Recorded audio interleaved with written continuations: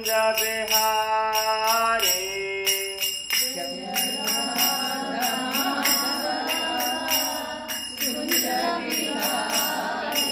जय राधा माधव कुंज बिहारी जय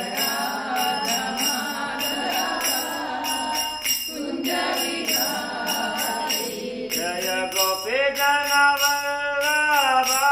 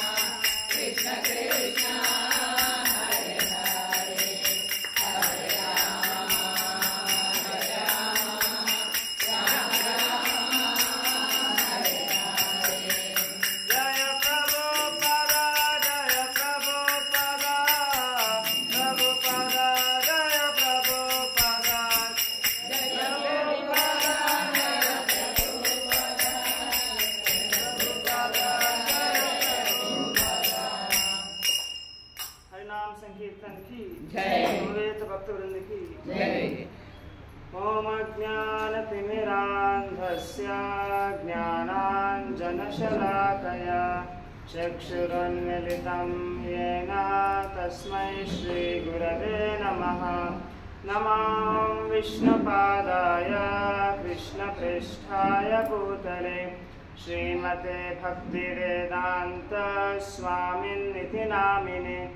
नमस्ते सारस्वते देवी गौरवाणी प्रचारिणे निर्विशेष शून्यवादी पाश्चात्यदेशतारिणे।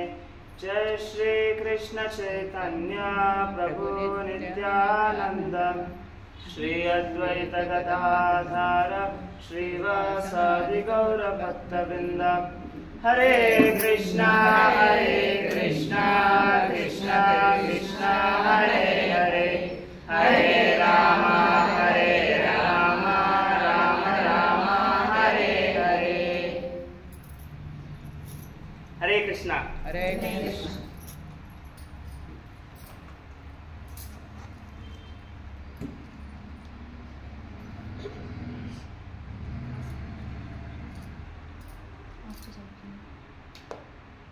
హరే కృష్ణ.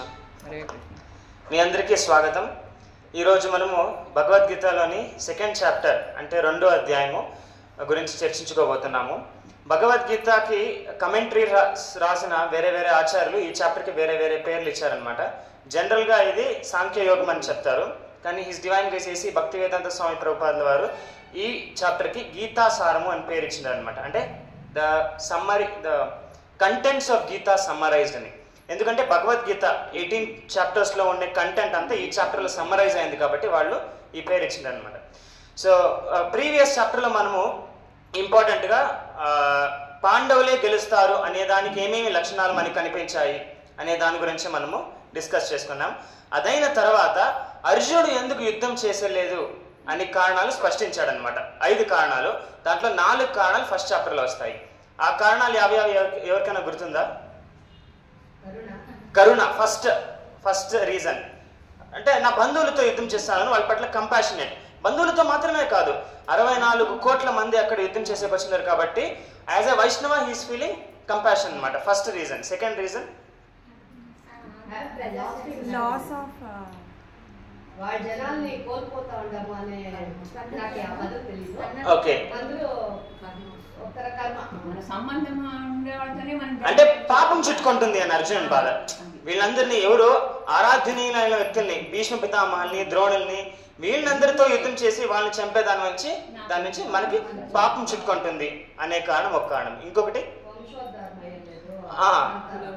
అంటే ఏమైతుంది, ఇప్పుడు 64 కోట్ల మంది ఇక్కడ సైన్యం ఉన్నారు కాబట్టి వాళ్ళందరూ యుద్ధం చేస్తున్నారు కాబట్టి వాళ్ళందరూ కూడా ప్రాణాన్ని త్యజిస్తే వాళ్ళ పరివారాల్లో ధర్మ కార్యాలని మళ్ళీ కొనసాగించడానికి ఎవరు ఉండరు, పెద్దలు ఎవరు ఉండరు కాబట్టి వర్ణశంకరులు పుడతారు ఎగ్జాక్ట్లీ అనేది ఒక కారణం. ఇంకొక కారణం అర్జునుడు ఏం చెప్తాడు అంటే, నేను రాజ్యము ప్రాప్తించుకుంటాను, యుద్ధం గెలుస్తాను, కానీ ఎవరితో ఆనందం షేర్ చేసుకోండి, ఎవరు నా జతలో ఉండాలి, అదొక కారణం. ఆ 4 రీజన్స్ అర్జునుడు ఈ చాప్టర్లో చెప్తా అనమాట. 5th reason భగవద్గీతలోని 2nd chapter starting లో అర్జునుడు చెప్తా అనమాట. అది ఇండిసిసివ్నెస్. నేను యుద్ధం చేసినా లేదా సన్యాసం వహించి భిక్షపాత్ర ఎత్తుకొని పోతున్నా, యుద్ధం చేసి గెలిచే దాంట్లో ప్రయోజనం ఏముంది అనే యాటిట్యూడ్గా అర్జునుడు 2nd చాప్టర్ స్టార్టింగ్లో చెప్తా అనమాట, డిస్కస్ చేస్తాను. సో 2nd చాప్టర్ కొంచెము డోస్ పెరుగుతుంది అనమాట. కాబట్టి 2nd చాప్టర్ చెప్పే ముందు ఒక చిన్న స్టోరీ చెప్పి మీకు స్టార్ట్ చేస్తాను.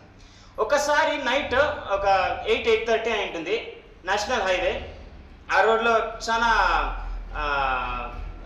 కొంచెం నేషనల్ హైవే అయినా కూడా చాలా ట్రాఫిక్ తక్కువ ఉండే, చాలా కొంచెం ఫియర్సంగా ఉండే ఫారెస్ట్ ఏరియాలో.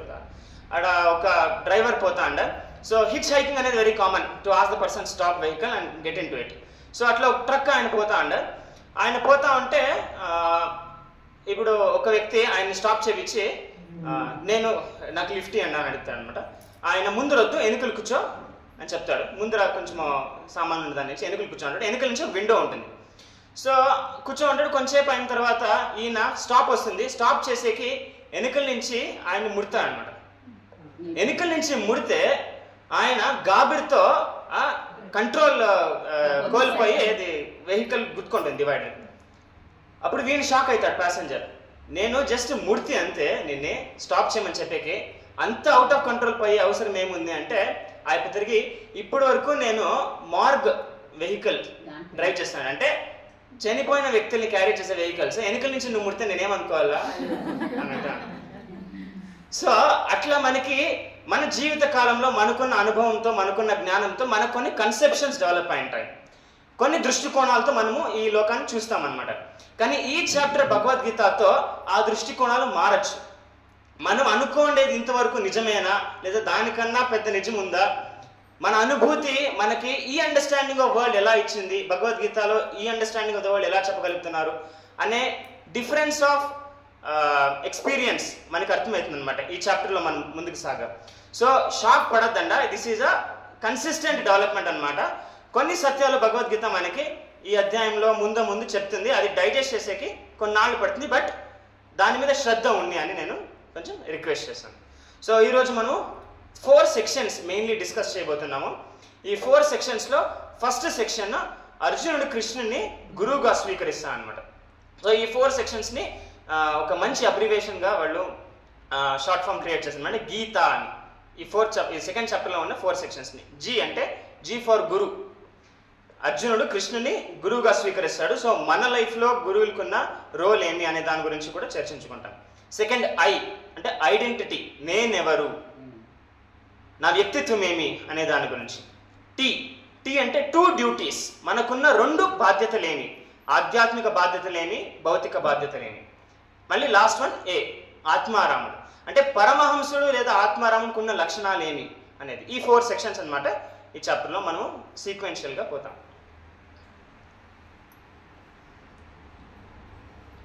So first section. So second చాప్టర్లో అర్జునుడు గాంధీవము రథం మీద పెట్టేసి he is very overpowered by sorrow అనమాట, శోకంతో కంప్లీట్గా మునిగిపోయాడు అనమాట. అప్పుడు కృష్ణుడు అర్జునుడికి చెప్తా అనమాట. అంటే అర్జునుడు కంటిన్యూస్గా మాట్లాడుతూనే ఉన్నాడు ఫస్ట్ చాప్టర్లో, కృష్ణుడు ఏమీ చెప్పలే. ఎప్పుడైతే అర్జునుడు హోప్లెస్ అయిపోయి కృష్ణుడిని హీ ఆస్క్స్ ఫర్ హెల్ప్, అప్పుడు కృష్ణుడు మాట్లాడతాను అనమాట. కృష్ణుడు ఫస్ట్ డైలాగ్ ఏముంది చూడండి, చాలా బాగుంది. కృష్ణుడు అర్జునుడిని మందలిస్తున్నాడు అనమాట, ఓ ఫ్రెండ్గా, ఓ గైడ్గా. ఏమని చెప్తున్నాడు, కుటస్త్వ కష్మలమిదం విషమే సముపస్థితం అనార్యజుష్టం అస్వర్గ్యం అకీర్తికరం అర్జున. అంటే ఈ పిరికితనం, కుటస్త్వ కష్మలమిదం, మళ్ళీ నెక్స్ట్ శ్లోకంలో క్లైప్యం మాస్మగమాపడత, అంటే ఈ పిరికితనం ఓ అర్జున నీలో ఎక్కడి నుంచి వచ్చింది. మనము ఆర్యులు అనే దానికి మీనింగ్ ఏమి, ఎవరైతే ఆధ్యాత్మిక మార్గంలో ముందుకు సాగాలనుకుని ఆధ్యాత్మిక కార్యాలకి ప్రాముఖ్యతనిస్తారో వాళ్ళు ఆర్యులు అనమాట. సో కృష్ణుడు అర్జునుడు ఏమని చెప్తున్నాడు, మనం ఆర్యులు, మనము మన ధర్మాన్ని నిష్ఠతో చేయాల్సిన వాళ్ళు, ఇలాంటి పిరికితనము నీలో ఎలా వచ్చింది అని. సాధారణంగా క్షత్రియుని పిరికి అని అంటే అది చాలా పెద్ద ఇన్సల్ట్ అనమాట, అది చాలా పెద్ద ఇన్సల్ట్. ఆ insult can go to murder also. So వాళ్ళకి అంత అహంకారం ఉంటుంది. ఎగ్జాంపుల్ అంత సెల్ఫ్ ఎస్టీమ్ కూడా ఉంటుంది అనమాట. ఫర్ ఎగ్జాంపుల్ అర్జునుడికి ఎవరైనా గాంధీవాన్ని వదిలే అని చెప్తే అర్జునుడు హీ వుడ్ కిల్ దెమ్, అర్జునుడు ఓత్ తీసుకుంటాడు. సో కాబట్టి అర్జునుడిని కృష్ణుడు పిరికి అని పిలుస్తా అంటే it is a very big insult అనమాట. కానీ Arjuna is not taking offense because Arjuna is in need of guidance. So and Krishna as a friend he's pricking అర్జునుడిని కూర్చుతా ఉన్నాడు, నువ్వు ఏం చేస్తా అనేది యుద్ధానికి వచ్చి యుద్ధ భూమిలో నువ్వు మోస్ట్ ఇంపార్టెంట్ పవర్ఫుల్ వారియర్, యుద్ధం అంతా ప్రిపేర్ అయ్యి నువ్వు 13 years దీనికి ప్లాన్ చేసిందావు, ఓపెనంతా తపస్సు చేసి ఈశ్వరుని దగ్గర నుంచి పాశుపతాస్త్రము వేరే వేరే దేవతల నుంచి పవర్ఫుల్ అస్త్రాలంతా ప్రార్థించుకొని ఈ మొమెంట్ కోసం నువ్వు లైఫ్ లాంగ్ వెయిట్ చేసిందావు. ఆ మొమెంట్ వచ్చినప్పుడు నేను యుద్ధం చేసేలే అనే పిరికి రీజన్స్ ఎందుకు ఇస్తున్నావు అని కృష్ణుడు అర్జునుడు అడుగుతాను అనమాట. యాక్చువల్గా చెప్పాలంటే దీని మీనింగ్ మోడర్న్ సినారీలో మనకి అర్థమయ్యేది చాలా తక్కువ, ఎందుకంటే ఇది క్షత్రియుల మధ్యలో జరుగుతుండే కాన్వర్జేషన్. సో క్షత్రియుల మధ్యలో జరుగుతుండే కాన్వర్జేషన్ వాళ్ళకి పేరు, ప్రతిష్ట, యుద్ధము అనేది చాలా స్పోర్టివ్గా తీసుకుంటారు అనమాట. వాళ్ళకి భయం అనే లేదు, మృత్యు అంటే భయమే లేదు. సో అలాంటి వాళ్ళు ఎప్పుడు యుద్ధం చేసి వెనకాడరు. సో అలాంటి పర్సన్ నేను యుద్ధం చేయను అనేది it's a very strange thing అనమాట. సో క్షత్రియుని లక్షణాలు, క్షత్రియుని డ్యూటీస్ ఏమి, సిటిజన్స్ అందరినీ నాగరికులందరినీ ప్రొటెక్ట్ చేయడమే కానీ, లా అండ్ ఆర్డర్ మెయింటైన్ చేయడమే కానీ, అధర్మిక రాజుల్ని ధ్వంసం చేసి ధర్మాన్ని స్థాపించేదే కానీ, వాళ్ళు సన్యాసం స్వీకరించేది అనేది రికమెండెడ్ కాదు. ఫర్ ఎగ్జాంపుల్ ఛత్రపతి శివాజీ మహారాజు తుకారాం మహారాజ్ దగ్గరకు వచ్చేసి ఆయన తుకారాం మహారాజ్ని ఒక రకంగా కాపాడుతాడనమాట మొఘల్స్ అటాక్ చేసినప్పుడు విఠల్ మహిమతో. సో అప్పుడు ఛత్రపతి శివాజీ మహారాజ్ ఏం చెప్తాడంటే, నేను కంప్లీట్గా మీ పాదాల దగ్గర శరణ కోరుతూ ఒక సన్యాసిగా ఇక్కడే ఉండిపోతాను అంటే, అప్పుడు తుకారాం మహారాజు ఛత్రపతి శివాజీకి మహారాజు చెప్తా అనమాట, నీ ధర్మము రాజ్యాన్ని ప్రొటెక్ట్ చేసేది, ధర్మాన్ని నువ్వు ఎట్లా ప్రొటెక్ట్ చేస్తావు? రాజ్య పరిపాలన ద్వారా. మేము ప్రచారం ద్వారా ప్రొటెక్ట్ చేస్తాం ధర్మాన్ని, కానీ అదే ధర్మాన్ని నువ్వు పరిపాలన ద్వారా ప్రొటెక్ట్ చేస్తావు. కాబట్టి నీ డ్యూటీని నువ్వు త్యజించేది మంచిది కాదు. రాజులు ఉండాలా, సన్యాసులు ఉండాలా, కానీ రాజులు చేసే కార్యము రాజులు చేయాల. రాజులు చేసే కార్యము రాజులు త్యజించి సన్యాసం స్వీకరించేది అనేది అది మంచిది కాదు. ఎందుకంటే మళ్ళీ అర్జునుడు కృష్ణుడు రీజన్ చెప్తాడు, నువ్వు ఇప్పుడు సన్యాసం స్వీకరిస్తావు, ఎవరో ఒక ఇంటి దగ్గర పోయి భిక్షం అడుగుతావు, వాళ్ళు భిక్షం ఇచ్చేలే, అప్పుడు నీ ప్రవృత్తి ఏం తెలిసినా నువ్వు వాళ్ళ ముందు కత్తి తీస్తావు. ఎందుకంటే క్షత్రియ ప్రవృత్తి నీలో ఉంది. సంపూర్ణంగా బ్రాహ్మణ ప్రవృత్తి ఉండగలిగిన వ్యక్తి తీసుకోగలుగుతాడు, ఆ స్థాయి ఉంది. కానీ క్షత్రియుడు కాబట్టి నీ ధర్మము నీకు కరెక్ట్. ఎవరి మెడిసిన్ వేరే వాళ్ళకి పాయిజన్ కావచ్చు కదా. సో క్షత్రియ ధర్మము నువ్వు చేయాల్సింది, అది నువ్వు చేస్తా ఉండలేదు కాబట్టి అది అవమానాస్పదము, అది that is not very good అని కృష్ణుడు చెప్తా అన్నాడు.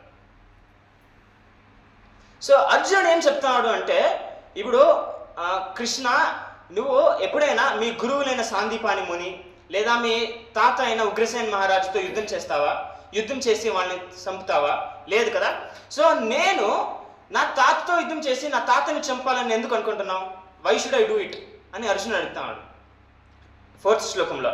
ద్రోణాచార్యులు, భీష్మ పితామహులు లాంటి వ్యక్తులు నాకు ఆరాధనీయ వ్యక్తులు, వాళ్ళతో నేను ఎందుకు యుద్ధం చేయాలా? వాళ్ళని నేను ఎందుకు చంపాలా? మధుసూదన అని కృష్ణుని అడ్రస్ చేసిన అన్నమాట. ఎందుకు మధుసూదన అంటే, మధు అనే రాక్షసుని నువ్వు సంహరించినావు కాబట్టి ఆ సందేహం అనే రాక్షసుడు నా హృదయంలో ఉన్నాడు, ఆ రాక్షసుని కూడా నువ్వు సంహరించు అని అర్జునుడు కృష్ణునికి చెబుతున్నా అనమాట. ఇప్పుడు 5వ శ్లోకంలో అర్జునుడు ఏం చెప్తున్నాడు, నేను భిక్షం అడిగేది బెటర్ వాళ్ళతో యుద్ధం చేసేదానికన్నా, ఎందుకు వాళ్ళందరూ నాకు ఆరాధ్యనీయులు అని చెప్పేస్తాను అనమాట 5వ శ్లోకంలో. కానీ 6వ శ్లోకంలో అర్జునుడికి మళ్ళీ గుర్తొస్తుంది, లేదు నేను క్షత్రియుడు, నా ధర్మాన్ని నేను త్యజించకూడదు. సో అర్జునుడు చాలా కన్ఫ్యూజన్లో ఉన్నాడు. నేనేం చేయాలా? నా ధర్మము నేను నిర్వహించాలనా? నేను నా ధర్మము నిర్వహిస్తే నాకు ఆప్తులైన భీష్మ పితామహుల్ని, నాకు కొడుకులు లాంటి వాళ్ళని, నాకు గురువులు లాంటి వాళ్ళని, వాళ్ళందరినీ నేను సంహరించాల. కానీ వాళ్ళందరినీ నేను చంపితే అది నా స్వబంధువుల్ని చంపినట్టు అవుతుంది. అది ధర్మ సంకటన అనమాట. ధర్మ సంకట అంటే అర్జునుడి మధ్యలో 2 ధార్మిక కార్యాలు ఉన్నాయి. ఒకటి అర్థశాస్త్ర ప్రకారం చూస్తే దుర్యోధన అండ్ హిస్ పార్టీని శిక్షించాలి, దండించాలి. ఇంకొకటి ధర్మశాస్త్ర ప్రకారం చూస్తే వాళ్ళు ఎంత ఘోరులైనా కూడా వాళ్ళు బంధువులు కాబట్టి వాళ్ళని శిక్షించకుండా మనం అక్కడి నుంచి కొంచెం టాలరేట్ చేసే స్టాండ్స్ తీసుకునేది. అది ఒక ఒపీనియన్ అనమాట. సో అర్జునుడు హీ ఈస్ టోర్న్ బిట్వీన్ అర్థశాస్త్ర అండ్ ధర్మశాస్త్ర. సో దానికి కృష్ణుడు ఒక వేరే లెవెల్ అంటే ఆత్మశాస్త్రం నుంచి ఆన్సర్ చెప్తున్నాడు అనమాట. సో అర్జునుడు ఇంకోటి ఏం చెప్తానంటే, యుద్ధం చేస్తే ఒకవేళ ఓడిపోయే దానికన్నా వాడు యుద్ధం చేయకుండా ఉండేదే మేలు కదా, అప్పుడు నేను వాడిని చంపను కూడా, యుద్ధం కూడా చేసే అవసరం ఉండలే. సో హీఈస్ ఇన్ కన్ఫ్యూజన్ అనమాట. ఆ కన్ఫ్యూజన్ లో 7వ శ్లోకం అర్జునుడు చెప్తాడు. చాలా చాలా ఫేమస్ శ్లోకము, అందరూ చెప్తాం జట్ల. నేను ఒక లైన్ చెప్తాను, అందరూ చెప్పండి. కార్పణ్యదోషోపహత స్వభావ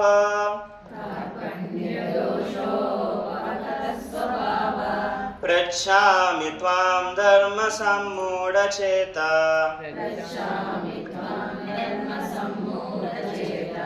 యశ్రేయసా నిశ్చితం బ్రూహి తన్మే శిష్యస్తేహం షాదిమాం త్వాం ప్రపన్నం.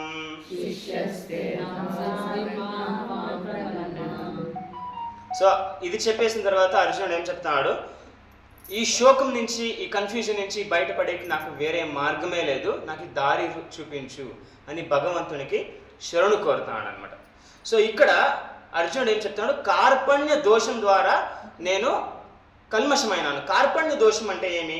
కృపణత్వం అంటే పీనాసి. యాక్చువల్గా ఏమి పీనాసత్వం అంటే, మనకి మంచి ధన సంపత్తు ఐశ్వర్యము ఉన్నా కూడా మనం చాలా చాలా ఫ్రూగల్గా బ్రతకడం, అంటే క్యాల్కులేటివ్గా బ్రతకడం కాదు, చాలా కేర్లెస్గా బ్రతకడం అనమాట. దాని మీద అది కొంచెము సొసైటీలో డీసెన్సీ డిగ్నిటీ ఏమీ మెయింటైన్ చేయకుండా. సో ఇక్కడ కృపణ అనేది ఏమి రెఫర్ చేస్తుందంటే మనకి ఆలోచించే బుద్ధి ఉండి ఆ బుద్ధిని సదుపయోగం చేయకుండా ఉండేది కృపణత్వం అనమాట. సో ఆలోచించే కెపాసిటీ ఉండి ఆ కెపాసిటీని సదుపయోగం చేయకుండా ఉండేది కృపణత్వం అనమాట. సో కృపణ అనేది ఎవరిని సంబోధిస్తారు? ఎవరైతే ఈ లోకంలో ఉండే ప్రాబ్లమ్స్ని అర్థం చేసుకోలేరో వాళ్ళని కృపణ అని సంబోధిస్తారు అనమాట. సో ఈ లోకంలో ఉండే ప్రాబ్లమ్స్ ఏమి? అందరికీ వేరే వేరే ప్రాబ్లమ్స్ ఉంటుంది. స్టూడెంట్కి మ్యాథమెటిక్స్ ప్రాబ్లం, ఎంప్లాయీకి ప్రమోషన్ ప్రాబ్లం, ఎంప్లాయర్కి ఎంప్లాయీ ప్రాబ్లం, అట్లా వేరే వేరే ప్రాబ్లమ్స్ ఉంటాయి. కాబట్టి ఈ ప్రాబ్లమ్స్ అందరికీ ఉన్నా కూడా దే ఆర్ నాట్ కామన్ అనమాట. So what problems in this world? A problems ఈ లోకంలో అందరికీ కామన్, ఆ ప్రాబ్లమ్స్ని అర్థం చేసుకునేవాడు బ్రాహ్మణుడు. కృపణత్వం నుంచి ఓవర్ పవర్ అయ్యేదేమి? రియల్ ప్రాబ్లమ్స్ మనం ఏం ఫేస్ చేస్తూ ఉన్నామో ఆ లైఫ్లో దాన్ని రికగ్నైజ్ చేసి దాన్ని సాల్వ్ చేసేది. ఆ ప్రాబ్లమ్స్ ఏమి? జన్మ, మృత్యు, జర, వ్యాధి, అంటే birth, old age, disease and death. ఈ ప్రాబ్లమ్స్ అందరికీ ప్రాబ్లమే, మనుషులకు మాత్రమే కాదు, అన్ని జీవరాశులకి. ఎవరూ దీన్ని అవాయిడ్ చేయలేరు, ఎవరూ దీన్ని కోరుకోరు. కొన్ని ప్రాబ్లమ్స్ సాధారణంగా మిగతా అన్నీ కూడా కొందరికి మాత్రమే ప్రాబ్లమ్స్. నాకున్న ప్రాబ్లమ్స్ మీకు కావు, మీకున్న ప్రాబ్లమ్స్ నాకు కావు. కాబట్టి అవి యూనివర్సల్ ప్రాబ్లమ్స్ కావు. యూనివర్సల్ ప్రాబ్లమ్స్ ఈ 4 అనమాట. ప్రతి జీవరాశి కూడా అనుభవిస్తుంది. కాబట్టి ఈ ప్రాబ్లమ్స్ని రికగ్నైజ్ చేసి ఎవరైతే ఈ ప్రాబ్లమ్స్ని ఓవర్కమ్ చేయాలనుకుంటారో వాళ్ళు బ్రాహ్మణులు అనమాట. అంటే he thinks to stop the cycle of birth, old age, disease and death. So అర్జునుడు ఇక్కడ కృపణ స్వభావంతో సమ్మోహితుడయ్యి కృష్ణుడిని శరణు కోరుతున్నాడు. నాకు ఏం చేయాలో అర్థమవుతాను లేదు అని. ఇంకొక డెఫినేషన్ ఏమి కృపణుడికి అంటే మానవ శరీరము లేదా మానవ జన్మాన్ని వృధా చేసుకునే వ్యక్తి కృపణుడు అనమాట. అంటే జనరల్గా మనం ఏమనుకుంటాం, ఐశ్వర్యము, ధనంని సరిగ్గా ఉపయోగం చేసుకోలేని వ్యక్తినో లేదా దురుపయోగం చేసుకునే వ్యక్తిని కృపణం అంటాం కదా. ఇక్కడ ఆ ఐశ్వర్యం ఏమి? మానవ జన్మం. సో మానవ జన్మాన్ని ఎవరైతే సదుపయోగం చేసుకోలేరో వాళ్ళని కృపణ అని ఇక్కడ సంబోధిస్తున్నారు అనమాట. కానీ బ్రాహ్మణ బుద్ధి ద్వారా ఆ 4 ప్రాబ్లమ్స్ని సాల్వ్ చేసి భగవంతుని ప్రాప్తించుకునేందుకు తన ధ్యాయ శక్తిని, తన ప్రాణాన్ని అర్పిస్తాడు అనమాట. హీ ఎండెవర్స్. సో అలాంటి వ్యక్తిని బ్రాహ్మణ అని సంబోధిస్తారు అనమాట, ఆ 4 ప్రాబ్లమ్స్ని సాల్వ్ చేసుకుని. సో ఇక్కడ కృష్ణుడు శారీరక రోగం అనే దాని గురించి చెప్తున్నాడు అనమాట. ఏమి శారీరక రోగం అంటే ప్రతి ఒక్కరూ కూడా ఈ లోకంలో ఏ టర్మ్స్లో ఆలోచిస్తారు? నేను, నా పరివారము, నా సమాజము, నా దేశము అంతా నన్ను కేంద్రత్వంలో, నా కేంద్రత్వంలో, అంటే everything is centred around me, నాకు సంబంధించిండేది కాబట్టి నేను దాని గురించి ఆలోచిస్తాను. కానీ ఆ నేను అనేది ఎవరు? ఆ నేను అనేది శరీరమా లేదా దానికన్నా వేరేది ఏమైనా ఉందా? నేను అనేది శరీరం కానప్పుడు ఎవరు నాకు నా వాళ్ళు కాదు. సో కాబట్టి నా ఐడెంటిటీ ఏమి అనేదాన్ని ఫస్ట్ డిఫైన్ చేసుకోవాలి అనేది నెక్స్ట్ శ్లోకంలో వస్తాయన్నమాట. సో ఇంకొకటి ఏమి అంటే అర్జునుడు క్వాలిటీ చాలా మంచి క్వాలిటీ. ఎప్పుడు అర్జునుడు సందేహంలో పడ్డాడో అప్పుడు కృష్ణుని శరణు కోరాడనమాట. సో కృష్ణుని శరణు కోరాడు. సో మనం అర్థం చేసుకునేది ఏమి అంటే ఈ లైఫ్లో మనం ఏ విద్య నేర్చుకోవాలన్నా కూడా మనం ఆ విద్యలో నిపుణులైన గురువుల దగ్గరికి మనం వెళ్ళి నేర్చుకుంటాం అనమాట. ఫర్ ఎగ్జాంపుల్ ఒక అథ్లీటే కానీ, ఒక జిమ్ గోవరే కానీ, ఒక స్విమ్మరే కానీ, ఒక ఎడ్యుకేషనిస్టే కానీ, ఎవరైనా కానీ ఆ ఫీల్డ్లో వాళ్ళు ఎక్స్పర్టీస్ ప్రాప్తించుకోవాలి అంటే వాళ్ళు ఆ ఫీల్డ్లో ఉన్న ఎక్స్పర్ట్ గురువుల దగ్గరికి వెళ్ళి వాళ్ళ దగ్గర నుంచి దానిని నేర్చుకోవాలి. అది పరిగెత్తేదైనా కానీ, ఉసైన్ బోల్ట్ లాంటి రన్నర్స్ కూడా they need to get trained under a guru. కాబట్టి జన్మ, మృత్యు, జరా, వ్యాధి అనే ఈ 4 ప్రాబ్లమ్స్ని సాల్వ్ చేసి భగవంతుని ప్రాప్తించుకోవాలి అని ఉద్దేశించిన వాళ్ళు కూడా ఆ ఫీల్డ్లో ఎక్స్పర్ట్స్ అయిన గురువుల దగ్గరికి వెళ్ళి దాని నుంచి నేర్చుకోవాలన్నమాట. ఇప్పుడు ఎట్లా నేను ఇంజనీరింగ్ గ్రాడ్యుయేట్ అంటే ఫస్ట్ క్వశ్చన్ మీరు అడిగేది ఏమి? యావ కాలేజ్ నుంచి డిగ్రీ వచ్చింది అని, అంటే యావ ఇన్స్టిట్యూట్ నుంచి డిగ్రీ వచ్చింది, దట్ ఈస్ ఇంపార్టెంట్. లేదంటే నేను 2nd అవెన్యూ రోడ్లో పోయి బుక్స్ తీసుకొని నేను చదివినాను అని చెప్తే మీరు నా degree do you consider me as qualified engineer? లేదు. కాబట్టి మనం ఒక గురువుల దగ్గర ఒక ఇన్స్టిట్యూట్లో ఆ ఫీల్డ్లో ఎక్స్పర్టీస్ ప్రాప్తించుకోవచ్చు. అట్లే ఆధ్యాత్మిక మార్గంలో మనం ముందుకు సాగాలి అంటే ఒక గురువుల ఆశ్రయం కోరాల. ప్రామాణిక వైష్ణవ సంప్రదాయంలో వస్తాండి గురువుల ఆశ్రయం కోరితే మనకి తత్వము వాళ్ళు చూపిస్తారనమాట. వాళ్ళ ద్వారా మనము భగవద్గీత, వాళ్ళ ద్వారా మనము ఆధ్యాత్మికంగా ముందుకు సాగచ్చు. సో ఆ ఎగ్జాంపుల్ అర్జునుడు ఇక్కడ సెట్ చేశాను అనమాట. మళ్ళీ అర్జునుడు మూడ్ ఏమి, ఇక్కడ కృష్ణుడిని స్టార్టింగ్ నుంచి గురువుగా కోచ్గా తీసుకోలే, ఫ్రెండ్గానే డీల్ చేశాడనమాట. నా రస్తం స్థాపించు, నాకు శోకంతో ఓవర్ పవర్ అయినా ప్రాబ్లమ్స్ చెప్పుకుంటూ వచ్చాడు. లాస్ట్లో ఆ ప్రాబ్లమ్ని హ్యాండిల్ చేసే కాకున్నప్పుడు అర్జునుడు ఏం చెప్తాడు, నేను నీ పట్ల సరెండర్ అవుతున్నాను. శిష్యస్తే హంషాది మాం త్వం ప్రపన్నం, నేను నీ శరణాగతి కోరుతాను, నీ శిష్యుడిగా నన్ను అంగీకరించు అని. అప్పుడే కృష్ణుడు ఇన్స్ట్రక్షన్స్ ఇచ్చేకి స్టార్ట్ చేసేది. ఎందుకు ఈ పాయింట్ చాలా చాలా ఇంపార్టెంట్ అంటే, చాలా మంది భాష్యకారులు రాస్తారు, మనము కృష్ణుని కాదు శరణు కోరాల్సింది, కృష్ణునిలో ఉన్న అనుభవాన్ని, కృష్ణునిలో ఉన్న కృష్ణునిలో ఉన్న తత్వాన్ని అని చెప్తారనమాట. అది కరెక్ట్ కాదు. ఎందుకంటే కృష్ణుడే పరమతత్వము. బ్రహ్మణ్యో దేవకీ పుత్రో బ్రహ్మణ్యో మధుసూదన మత్త పరతరం నా అన్యకించిదస్మి ధనంజయ. అంటే కృష్ణుని మించిన తత్వం అనేదే లేదు, కాబట్టి కృష్ణునే శరణాగతి కోరాలి అనే ఎగ్జాంపుల్ కూడా అర్జునుడు ఇక్కడ చెప్తాడనమాట. సో బేసిక్గా ఏం జరిగింది అంటే, జీవరాశులందరూ కూడా భగవంతుని విముఖంగా మారిండడానికి వాళ్ళు ఈ లోకంలో ప్రాబ్లమ్స్ అనుభవిస్తూ ఉన్నారు. ఎట్లా ఒక పిల్లోడు ఇంటి నుంచి వాళ్ళ తల్లిదండ్రుల యొక్క ప్రొటెక్షన్ని వదిలి వెళ్ళిపోతాడో, నేనంతకు నేను ఉండాలా ఇండిపెండెంట్గా అని, అప్పుడు వాళ్ళకి ఆ పిల్లోడు వచ్చేదంతా కూడా ప్రాబ్లమ్స్, ఆ పిల్లోడు ఫేస్ చేసేదంతా కూడా ప్రాబ్లమ్సే. కాబట్టి ఆ పిల్లోడు ఆ ప్రాబ్లం, ఆ మిస్టేక్ అర్థం చేసుకొని మళ్ళీ పేరెంట్స్ దగ్గరకు వస్తే, in the protection of his parents he will be happy అనమాట. అట్లే ప్రతి ఒక్క జీవరాశి కూడా భగవంతునికి విముఖుడిగా తిరిగింది కాబట్టి ఈ ప్రాబ్లమ్స్ని ఎక్స్పీరియన్స్ చేస్తుంది. భగవంతుని విముఖంగా తిరిగింది కాబట్టి ఆ జీవరాశికి ఎంత భౌతిక ఆనందం ఇచ్చినా కూడా ఇట్ డస్ నాట్ సాటిస్ఫై. ఒక చేపని నీటి వాటర్ బాడీ నుంచి అవుట్కి తీసేసి దానికి ఏమైనా ఇవ్వండి, అది సాటిస్ఫై అయ్యేలా.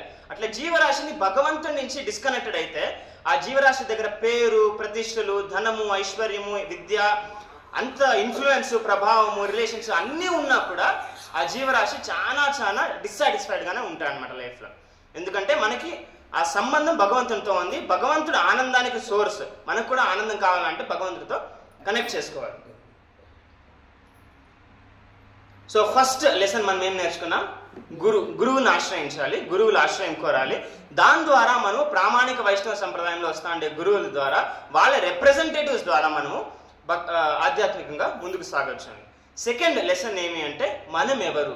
సో అర్జునుడు ఎప్పుడైతే శరణు కోరుతాడో భగవంతునికి, అప్పుడు భగవంతుడు అదే 5 ప్రాబ్లమ్స్ ఏమైతే అర్జునుడు చెప్తాడో, 5 డౌట్స్, ఆ డౌట్స్కి కృష్ణుడు ఆత్మజ్ఞానం అంటే ఆత్మశాస్త్రం నుంచి, ఆ పర్స్పెక్టివ్ నుంచి సొల్యూషన్ ఇస్తాను అనమాట. ఈ 5 రీజన్స్ కూడా రాంగే, నువ్వు యుద్ధం చేయకూడదు, యుద్ధం చేసేలే అని ఏ 5 రీజన్స్ చెప్తాను, ఆ 5 రీజన్స్ కూడా రాంగే. అది ధర్మశాస్త్రం ప్రకారం కరెక్ట్ అయినా కూడా ఆత్మశాస్త్రం ప్రకారం అది రాంగ్ అని కృష్ణుడు ఇక్కడి నుంచి స్టార్ట్ చేస్తాను అనమాట. ఇప్పుడు నేను మీకు ఒక క్వశ్చన్ అడిగితే, మీరు ఎవరు అంటే మీరు ఏమని చెప్తారు దానికి ఆన్సర్?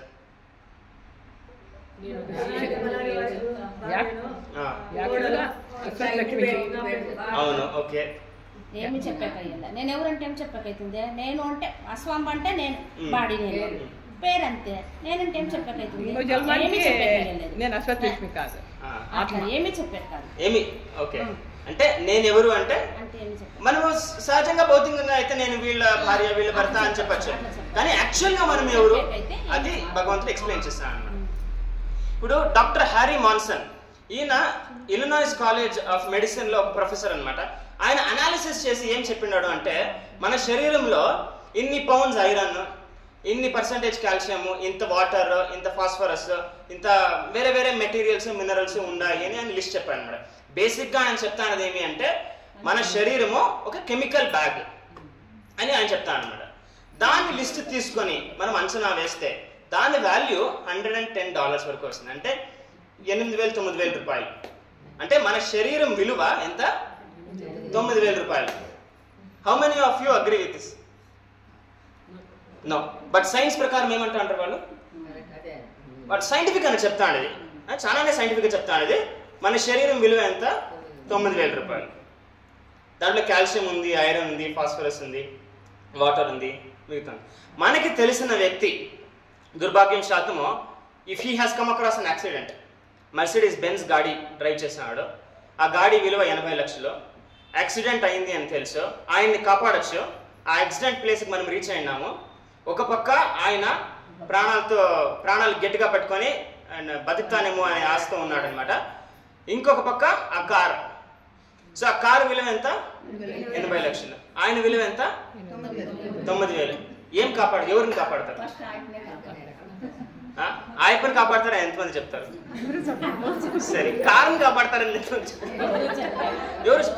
అరే ఎందుకు 80 లక్షల కారు మీకు 9,000 రూపాయల వ్యక్తి కన్నా తక్కువ అయిందా?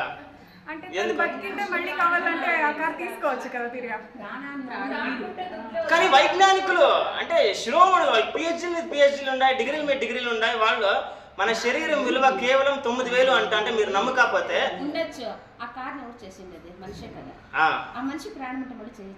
అదంతా నాకు సంబంధం లే. మీరు నాకు ఒక క్యాల్కులేటర్ ఆన్సర్ వేయండి. 9,000 అని అంటాను. అయినా కూడా మనము ఎవరిని కాపాడతాము? ఆ వ్యక్తినే కాపాడతాం. దాంట్లో డౌటే లే కదా. సో ఆ వ్యక్తిలో ఏముందని ఆయన శారీరక విలువ 9,000 అయినా కూడా వాస్తవంగా ఆయన విలువ ఆ 80 లక్షల కారు కన్నా ఎక్కువ. ఆ డిఫరెన్స్ ఏం చేస్తుంది? ఆత్మ అనేది makes the difference. For example beauty queen, ఆమె ప్రాణం త్యజించిన తర్వాత ఆమె శరీరంలో చేతన అనేదే లేదు. అదే కెమికల్స్, ప్రాణం వదిలేక ముందు ప్రాణం ఉన్నప్పుడు అదే కెమికల్సే, సేమ్ అమౌంట్ ఆఫ్ కెమికల్స్. కానీ దాంట్లో భావం లేదు, చేతనం లేదు, కోరికలు లేవు, మూమెంట్ లేదు, ఆలోచన లేదు, ఏమీ లేదు. Same body. So what makes the difference? ఆత్మ.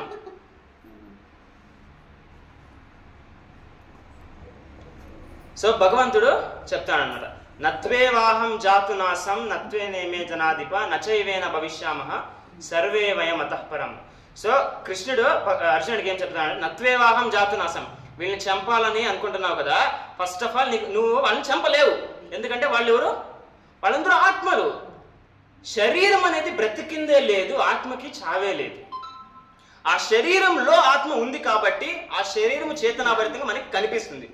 కానీ it is just a machine. యంత్రంని మనము ఎట్లా ఎలక్ట్రిసిటీ ద్వారా పవర్ చేస్తామో అట్లా ఈ శరీరము పంచభూతాలతో చేసిన ఈ శరీరంని ఆత్మ నడిపిస్తా ఉందన్నమాట. ఆ ఆత్మ లేని శరీరం నడియదు. ఫర్ ఎగ్జాంపుల్ ఒక కారుకి 4 చక్రాలు ఉన్నాయి, మనకి కాళ్ళు చేతులు ఉన్నాయి. కారుకి హెడ్ లైట్స్ ఉన్నాయి, మనకి కళ్ళు ఉన్నాయి. కారుకి ఇంజిన్ ఉంది, మనకి గుండె ఉంది. కానీ ఆ కారు డ్రైవర్ లేకుండా ఒక ఇంచి కదలదు. డ్రైవర్ లేకుండా ఒక ఇంచి కూడా కదలదు. అట్లే శరీరం అనే ఈ యంత్రం కదలాలా అంటే దాంట్లో ఎవరు ఉండాలా? ఆత్మ ఉండాలా. ఆత్మకి పుట్టుక లేదు, చావు లేదు.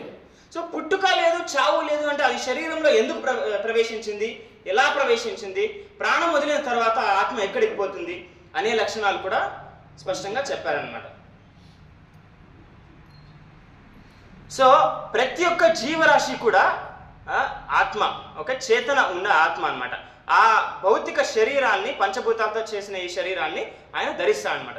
సో ఆత్మ చుట్టూరా ఏముంది? ఒక సూక్ష్మ శరీరం ఉందన్నమాట. ఆ సూక్ష్మ శరీరం చుట్టూరా ఒక స్థూల శరీరం ఉందన్నమాట. ఆ స్థూల శరీరం అంటే మనకి కనిపించే శరీరం పంచభూతాలతో చేయబడింది. మన సూక్ష్మ శరీరం ఏమి? మన మనస్సు, బుద్ధి, అహంకారం. మన మనస్సు, బుద్ధి, అహంకారం. మనం ఎప్పుడైతే ప్రాణం వదిలి ఈ శరీరాన్ని త్యజిస్తామో మన సూక్ష్మ శరీరము మనల్ని, అంటే ఎవరిని? ఆత్మని, ఆ సూక్ష్మ శరీరంలో ఉన్న కోరికల అనుసారం మళ్ళీ మనం చేసిన కర్మానుసారం మనకి వేరే శరీరాన్ని ప్రొవైడ్ చేసింది అన్నమాట. ఫర్ ఎగ్జాంపుల్ భరత మహారాజు ఒక కథ వస్తుంది. ఆయన చాలా భక్తి చేసి సంపూర్ణంగా రీచ్ అయ్యే స్టేజ్ టయానికి ఆయన ప్రాణం విడిచే సమయంలో అతి భౌతికమైన బాంధవ్యాన్ని ఆయన పెంచుకుంటాడనమాట. ఆయన రాజ్యము, భార్య, పిల్లలు అందరినీ త్యజించి ఒక జింకకు ఆప్యాయతని పెంచుకుంటాడనమాట. సో ఆ జింక గురించి స్మరించి ప్రాణం వదిలాడు కాబట్టి ఆయనకి జింక శరీరం దొరుకుతుంది అన్నమాట. అప్పుడు ఆ జింక శరీరం దొరికిన ఆయన భక్తుడు కాబట్టి ఆయనకి ఆ చేతన ఉంటుందన్నమాట. కాబట్టి ఆయన చాలా కేర్ఫుల్గా అప్పుడు కూడా భగవంతుని స్మరిస్తూ ప్రాణం వదిలి మళ్ళీ మానవ శరీరంలో ప్రవేశించి మళ్ళీ భక్తుడిగా బ్రతికి ప్రచారం చేసి ఆయన వైకుంఠానికి గమనిస్తారనమాట. సో అట్లా మన చేతనాన్ని అనుసారము మనకి వేరే శరీరము దొరుకుతుంది అనమాట. సో యాక్చువల్గా చెప్తే సైంటిఫిక్ అండర్స్టాండింగ్ ప్రకారము మనం ప్రతి 7 ఏళ్ళు మన శరీరాన్ని కంప్లీట్గా మార్చేస్తున్నాం. ఫర్ ఎగ్జాంపుల్ ప్రతి ఒక్క క్షణము కూడా మన శరీరం క్షీణించిపోతుంది. నేను కాలేజ్లో ఒక సెమినార్ ఇస్తాను, ఒక క్వశ్చన్ అడిగింది, ఓల్డ్ ఏజ్కి డెఫినేషన్ ఏమి అని, ముసలితనానికి డెఫినేషన్ ఏమి, ఎవరైనా చెప్పగలుగుతారా? ముసలితనానికి డెఫినేషన్ వైట్ హెయిర్ వచ్చింది, పండ్లు ఊడిపోతున్నాయి అని కాదు, మనము చావు దగ్గరికి పోతా ఉన్నాము అని. సో ఈ మోడర్న్ డేలో మనము చావుకి ఎంత దగ్గరగా ఉన్నామని మనకేమైనా తెలుసా? తెలియదు. కాబట్టి మనం అందరూ ముసలివాళ్ళే. గర్భంలో ఉన్న శిశువు కూడా ముసలోడే. కాబట్టి ఎందుకు మోడర్న్ డే ఎవరు అబార్షన్ చేసుకునే ఛాన్స్ కూడా ఉంది కదా. కాబట్టి ఆ శిశువు మృత్యువుకి ఎంత దగ్గరగా ఉన్నాడు అనే శిశువు కూడా తెలియదు. అంటే బ్రతుకుతూ ఇంకా 20 ఏళ్ళు ఉన్న ముసలి వ్యక్తి కన్నా గర్భంలో ఉండే ఆ శిశువు ముసలోడు అనమాట. ఎందుకంటే ఈయనకి ఇంకా 20 ఏళ్ళు ఉంది, ఆ పిల్లడికి 20 దినాలు కూడా ఉండకపోవచ్చు. అర్థమైందా? సో ముసలితనం అంటే చావుకి ఎంత దగ్గరగా ఉన్నాము. మనకెవరికి చావుకి మనం ఎంత దగ్గరగా ఉన్నాము అని తెలియదు. కాబట్టి మనమందరూ ఈ క్షణం ముసలోళ్ళే. కాబట్టి జీవిత లక్ష్యం ఏమి అనేది మనము ఇది గుర్తుపెట్టుకొని ఎప్పుడు ముందుకు పోవాలి. సో భగవంతుడు ఏం చెప్తున్నాడు? అజో నిత్య శాశ్వతోయం పురాణో నహన్యతే హన్యమానే శరీరే. అజ వాడికి పుట్టుకనేదే లేదు, నిత్యో శాశ్వతోయం పురాణో. పురాణం అంటే వానికి దెర్ ఇస్ నో ఈ టైంలో ఆత్మ వచ్చింది, ఆత్మ సృష్టింపబడింది అని మనం చెప్పలేమన్నమాట. నహన్యతే హన్యమానే శరీరే అంటే శరీరము ఎప్పుడైతే నశించిపోతుందో అప్పుడు ఆత్మ నశించిపోదు అని భగవంతుడు చెప్తాను. సో దేహానికి ఆత్మానికి ఉన్న వ్యత్యాసం ఏమి? దేహం అంతా జడ పదార్థాలతో, పంచభూతాలు జడ పదార్థమే. ఆ 3 సూక్ష్మ శరీరం, 3 పదార్థాలు దేనితో సూక్ష్మ శరీరం సృష్టింపబడుతుంది, అది మనస్సు, బుద్ధి, అహంకారం, అది కూడా జడ పదార్థమే. కానీ ఆత్మ స్పిరిట్, చేతన పదార్థము. బాడీకి చేతనం అనేదే ఉండదు, మృత శరీరానికి చేతనమే ఉండదు, ఒక బొమ్మే కానీ ఆత్మ ఉండే శరీరము, జీవించి ఉండే శరీరానికి చేతన అనేది ఉంటుందన్నమాట. సో బాడీలో ఏం చేంజెస్ జరగలేదు. బాడీలో చేంజెస్ జరుగుతుంది, మనం పెద్దగా అవుతాము, పెరుగుతాము, ముసలోళ్ళు అవుతాము, కానీ ఆత్మకి ఏం చేంజెస్ జరగలేదు. బాడీ అశాశ్వతము, ఆత్మ శాశ్వతము. ఆత్మకి చేంజెస్ జరిగే ఛాన్సెస్ ఉంటుంది కదా. ఇప్పుడు ఆత్మ అనేది పుట్టినప్పుడు ఒక రకంగా ఆలోచన అనేది మళ్ళీ మనస్సుకి సంబంధించింది, అది సూక్ష్మ శరీరం సంబంధించింది. సో అది కూడా మారుతుంది. కానీ మనం ఆత్మ, ఇప్పుడు నా శరీరం మారింది, నా ఆలోచన మారింది, కానీ నేను, నా వ్యక్తి, ఏ వ్యక్తి అయితే ఈ శరీరంలో ఆశ్రయించాడో, ఈ శరీరంలో ఉన్నాడో, ఆ వ్యక్తి మారలేదన్నమాట. ఆ వ్యక్తి ఎప్పటికీ మారడు. ఎందుకంటే that is a spiritual identity, ఆధ్యాత్మికమైన ఐడెంటిటీ అన్నమాట, అది మారదు. సో ఫస్ట్ లెసన్ కృష్ణుడు అర్జునుడికి ఏం చెప్పేది అంటే, నువ్వు శరీరం కాదు ఆత్మ అని. సో ఆధ్యాత్మిక మార్గంలో ముందుకు సాగాలంటే ఇది one of the first lessons we should learn. మనం ఎవరు? మనం శరీరం కాదు, మనం ఆత్మ అనేది. ఈ లెసన్ మనం నేర్చుకోకపోతే మనం మిగతా వరల్డ్ని అంతా కూడా మనం శారీరక దృష్టితోనే చూస్తాం. సో నాకేముంది అని ఆలోచిస్తాము. ఈ భౌతిక భోగంలోనే కానీ, భౌతిక ప్రవృత్తులోనే కానీ, భౌతిక బెనిఫిట్స్లోనే కానీ నాకు ఎలా ఆనందం కలుగుతుంది అని ఆలోచిస్తామే కానీ నాకు శ్రేయస్కరమైనది ఏమి అని మనం ఎప్పుడు ఆలోచించగలగాలి. సో ఆత్మ ఈ శరీరం అనే యంత్రంలో ఉందన్నమాట. సో భగవంతుడు అర్జునుడికి ఏం చెప్తా ఉన్నాడు అంటే, అశోచాన్ అన్వశోచస్వం ప్రజ్ఞావాదాంశ భాషసే గతాసోన గతాసోంశ నాను శోచంతి పండిత. నువ్వు చాలా పెద్ద పండితుడు, చాలా పెద్ద విద్వావంతుడు, ప్రజ్ఞావంతుడు అన్నిటట్టుగా మాట్లాడుతాడు, కానీ నీ మాటకి ఏమీ వాల్యూ లేదు. ఎందుకు? నువ్వు శారీరకమైన లెవెల్లో ఆలోచిస్తున్నావు. వీళ్ళందరూ శరీరము అని చూస్తున్నావు, వాళ్ళని నువ్వు చంపితే నీకు పాపం చుట్టుకుంటుంది, వాళ్ళకి నష్టం కలుగుతుంది అనే కృపణ ఆలోచనలో ఉండవు అని భగవంతుడు అర్జునుడికి చెప్తాడంట. అప్పుడు భగవంతుడు చెప్తాడు, నత్వే వాహం జాతునాసం, అది డిస్కస్ చేశాం. సో ఎప్పుడైతే జీవుడు ఆధ్యాత్మిక లోకాన్ని త్యజించి ఆధ్యాత్మిక లోకంలో ఎప్పుడు భగవంతుని సేవలో జీవరాశి ఉంటాడనమాట. కానీ ఆ స్థానాన్ని ఎప్పుడైతే జీవరాశి త్యజించి వస్తాడో ఆ జీవరాశి 84 లక్షల యోనుల్లో ఆ ప్రవృత్తి అనుసారము జన్మం దొరుకుతుంది అనమాట. ఆ ప్రవృత్తి ఎప్పుడైతే సంపూర్ణంగా శుద్ధమవుతుందో, భగవంతుని సేవలో నా ఆనందం ఉంది, నా ఇంద్రియ తృప్తిలో కాదు అని ఎప్పుడైతే జీవరాశి అర్థం చేసుకుంటాడో అప్పుడు పునః వైకుంఠానికి జీవరాశి వెళ్ళిపోతాడు అనమాట. సో భగవంతుడు చెప్తున్నాడు మోడర్న్ సైన్స్ ప్రకారమే, ఎట్లా మనము చిన్నప్పటి నుంచి నా శిశువుతనం నుంచి నా బాల్యం శరీరం మారిందో, బాల్యం నుంచి యవ్వనం వరకు శరీరం మారిందో, యవ్వనం నుంచి మళ్ళీ వృద్ధాప్యం శరీరం మారుతుందో, అట్లే శరీరము ఒకసారి సంపూర్ణంగా మారి ఆత్మ ఇంకో శరీరాన్ని స్వీకరిస్తుంది. దేహినోస్మిన్ యథా దేహే కౌమారం యవ్వనం జర తథా దేహాంతర ప్రాప్తి ధీరస్తత్ర మోహ్యతి. అంటే ఇట్లా శరీరం ఆల్రెడీ మారుతుంది. సో ఒకప్పుడు శరీరాన్ని సంపూర్ణంగా త్యజించి వేరే శరీరాన్ని ఆత్మ తీసుకుంటుంది, స్వీకరిస్తుంది. కాబట్టి ఈ సత్యాన్ని గ్రహించిన వాళ్ళు శోకానికి గురి కారు. నువ్వు శోకానికి గురి అవుతున్నావు, ఎందుకంటే వాళ్ళని చంపుతావని నువ్వు అనుకుంటున్నావు, నీ ద్వారా వాళ్ళు చంపబడుతున్నారో నువ్వు అనుకుంటున్నావు. వాళ్ళు నువ్వు చంపలేవు, వాళ్ళు చంపబడరు కూడా. కాబట్టి అది రాంగ్ క్యాలిక్యులేషన్ అని కృష్ణుడు చెప్తాను అనమాట. సో మన దేహం అనేది 6 ట్రాన్స్ఫర్మేషన్ జరుగుతాయి. అంటే ప్రతి ఒక్క జీవరాశి అది పుడుతుంది, పెరుగుతుంది, మెయింటెనెన్స్ అవుతుంది, అది రిప్రొడ్యూస్ అవుతుంది, మళ్ళీ వృద్ధాప్యానికి వస్తుంది, మళ్ళీ ప్రాణాన్ని త్యజిస్తుంది అనమాట. కానీ ఇది జడ పదార్థాల్లో మనము గమనించలేము. ఎందుకు జడ పదార్థాల్లో మనం గమనించలేము? దాంట్లో ఆత్మ లేదు కాబట్టి. సో శరీరంలో ఆత్మ ఉంది కాబట్టి ఆ శరీరం చేతన భరితంగా ఉందన్నమాట. సో శరీరంలో ఎప్పుడైతే ఆత్మ లేదో అది జడ పదార్థమే. ఇప్పుడు సాధారణంగా ఎవరైనా ప్రాణము వదిలితే పోయారు అని అంటాం కదా. ఎవరు పోయారు? ఆత్మ పోయింది, శరీరం ఆడే ఉంది. దాన్ని ప్రీవియస్ డే ఎవరితో వాళ్ళు సంపర్కంలో ఉన్నారో, ఎవరితో వాళ్ళు మాట్లాడుతూ ఉన్నారో, ఎవరితో వాళ్ళు ఆడుతూ పాడుతూ ఉన్నారో ఆ శరీరం ఇక్కడే ఉంది కదా. సో ఎవరు వదిలారు? ఆత్మ ఆ సూక్ష్మ పదార్థం లోపల వదిలేదనమాట. ఆ వ్యక్తి వల్ల ఆ యంత్రం ఇన్నాళ్ళు పనిచేసింది.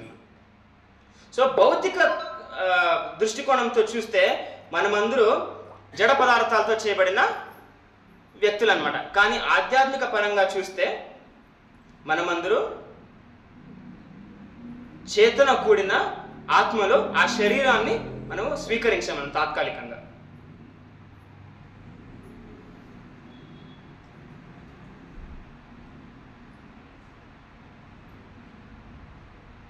ఆ శరీరాన్ని మనము స్వీకరించినామంటే ఎట్లా? ఫర్ ఎగ్జాంపుల్ కార్ లేకుండా, డ్రైవర్ లేకుండా కారు ముందుకు పోదో అట్లా ఆత్మ లేకుండా శరీరము ముందుకు పోదు. ఇప్పుడు మనకి అర్థమైంది మనం ఎవరు? ఆత్మ. మనల్ని ఒక నయనం చిందంతి శస్త్రాన్ని నయనం దహతి పావక అంటే మనము దహించడం అనేదే కానీ, మనము తేమ పడేదే కానీ, మనల్ని ఎవరైనా చంపేదే కానీ అలాంటిది జరగదనమాట. మనము ఒక శరీరాన్ని త్యజించి ఇంకో శరీరాన్ని స్వీకరిస్తాం అనమాట మన కర్మానుసారం. ఇప్పుడు ఇది అర్థమైతే మనము ఆత్మ, మనం శరీరం కాదు. ఆ ఆత్మకి మనం ఎలా సంతృప్తి చెందాలి? How can we satisfy the soul? మనం ఆత్మ, మనము ఈ శరీరాన్ని సంతృప్తి చెందడానికి మనం తింటాము, స్నానం చేస్తాము, మన భౌతిక కార్యాలు చేస్తాము, అవంతా చేస్తాము కదా. మన ఆత్మని సంతృప్తి చేయడానికి మనం ఏం చేస్తా ఉన్నాము? ఆధ్యాత్మిక కార్యాలు చేయాలి. ఈ ఆత్మని సంతృప్తి చేయడానికి మనం ఏం చేయాలా? ఆధ్యాత్మిక కార్యం చేయాలా. ఫర్ ఎగ్జాంపుల్ ఒక పంజరంలో ఏమంటారు? పంజరంలో ఒక పక్షి ఉంటే ఆ పంజరాన్ని మాత్రం మనం క్లీన్ చేసి పాలిష్ చేసి నీట్ గా పెట్టుకుని ఆ పక్షికి ఆహారం ఇవ్వకపోతే ఏమైతుంది? ఆ పక్షి చనిపోతుంది. అట్లే మనం ఎప్పుడైతే ఈ శరీరానికి మాత్రమే తృప్తి కలిగించి మనము మన నిజమైన గురి ఏమో దాని పట్ల మనము ఎప్పుడైతే అటెన్షన్ ఇయ్యమో మనము ఈ మానవ జన్మాన్ని కోల్పోతాం అనమాట. So that is the greatest danger అనమాట. ఎందుకంటే మానవ జన్మంలో ఈ జన్మ సాఫల్యతను మనం ప్రాప్తించుకోవచ్చు. ఆత్మ మళ్ళీ భగవంతుని క్షేత్రానికి, భగవద్ధామానికి వెళ్ళే మార్గము మానవ శరీరంలో మాత్రమే ఉంది. దానిని మనం గ్రహించి ఈ శరీరాన్ని ఒక మార్గానికి వాడుకోవాలి. ఇప్పుడు కార్ ఒక క్షేత్రం నుంచి ఇంకొక క్షేత్రానికి వెళ్ళేకి అవుతుంది అనమాట. ఆ కార్ని దానికి వాడుకోకుండా ఆ కార్ని మాత్రమే పాలిష్ చేసుకుని ఆ కార్ని మాత్రమే క్లీన్ చేసుకుంటా ఉంటే ఆ కార్ ఉండే ఉద్దేశం, పర్పస్ సర్వ్ అయ్యలే. కానీ ఆ కార్ని మనం సదుపయోగం చేసుకోవాలి ఒక క్షేత్రం నుంచి ఇంకొక క్షేత్రం పైకి. సో ఈ శరీరాన్ని మనం ఉపయోగించి భౌతిక జగత్తు నుంచి ఎప్పుడైతే మనం ఆధ్యాత్మిక జగత్తుకి పోతామో అప్పుడు మానవ జన్మం సక్సెస్ఫుల్ అనమాట. ఒక నిమిషం, ఇది పీపీటీ పనిచేస్తాను.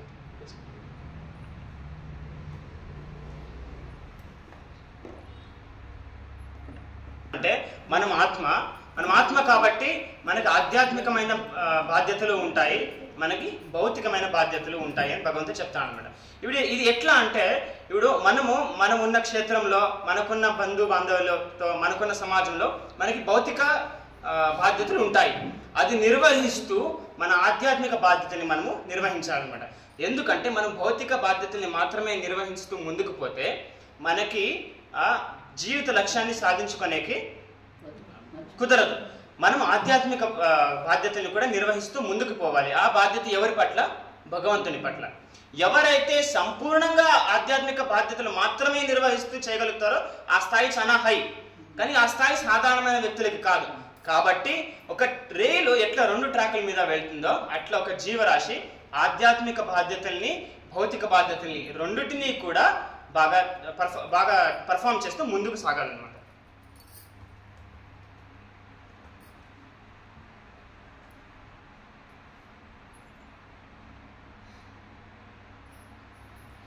సో మనం అనుకోవచ్చు ఇది భగవద్గీతలో ఉండేది ఆత్మజ్ఞానం గురించి, కానీ ఆధునిక వైజ్ఞానికులు కూడా దీన్ని అంగీకరిస్తారా అనే క్వశ్చన్ మనకి రావచ్చు.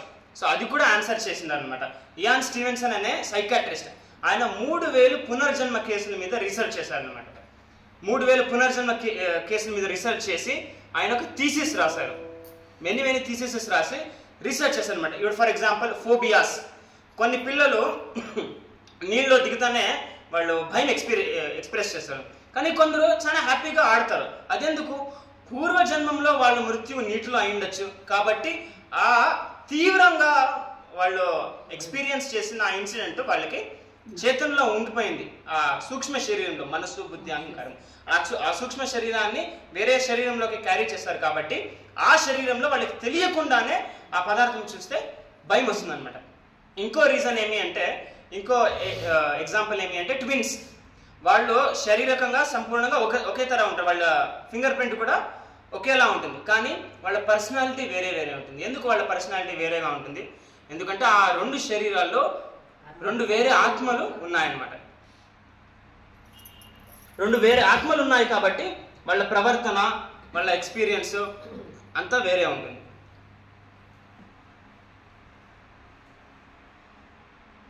ఇట్లా ఇదొక కేస్ స్టడీ.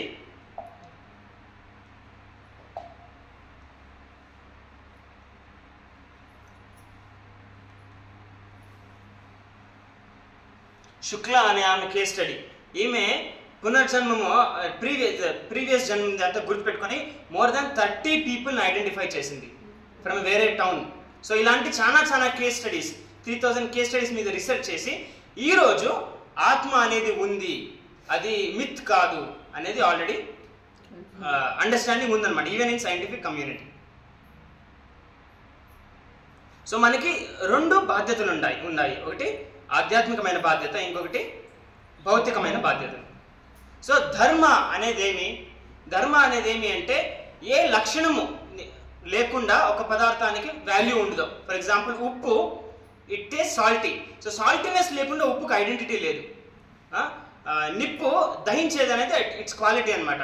సో ఆ శక్తి లేకుండా నిప్పుకి ఐడెంటిటీ లేదు. సో ప్రతి ఒక్క జీవరాశికి కూడా ఒక ఐడెంటిటీ ఉంది, ఒక లక్షణం ఉంది. ఆ లక్షణము ఏమి? ఆ లక్షణము అనేదాన్ని ధర్మము అంటారు అనమాట. ఆ లక్షణం ఏమి అంటే, ప్రతి ఒక్క జీవరాశి కూడా సేవ అందించే లక్షణం ఉందన్నమాట. ఎవరైనా కానీ, ఏ జీవరాశినైనా కానీ, అదొక ఇంట్లో యజమానే కానీ, లేదా ఒక ఎంప్లాయీనే కానీ, ఎంప్లాయరే కానీ, టీచరే కానీ, స్టూడెంటే కానీ, వాళ్ళు ఇంకొకరికి సేవ అందిస్తున్నాడు. స్టూడెంట్ టీచర్కి సేవ అందిస్తున్నాడు, టీచర్ విద్యని బోధిస్తూ స్టూడెంట్కి సేవ అందిస్తున్నాడు. చాలా పవర్ఫుల్ పర్సన్ అయిన ప్రధానమంత్రి కూడా ప్రజలకు సేవ అందిస్తున్నాడు.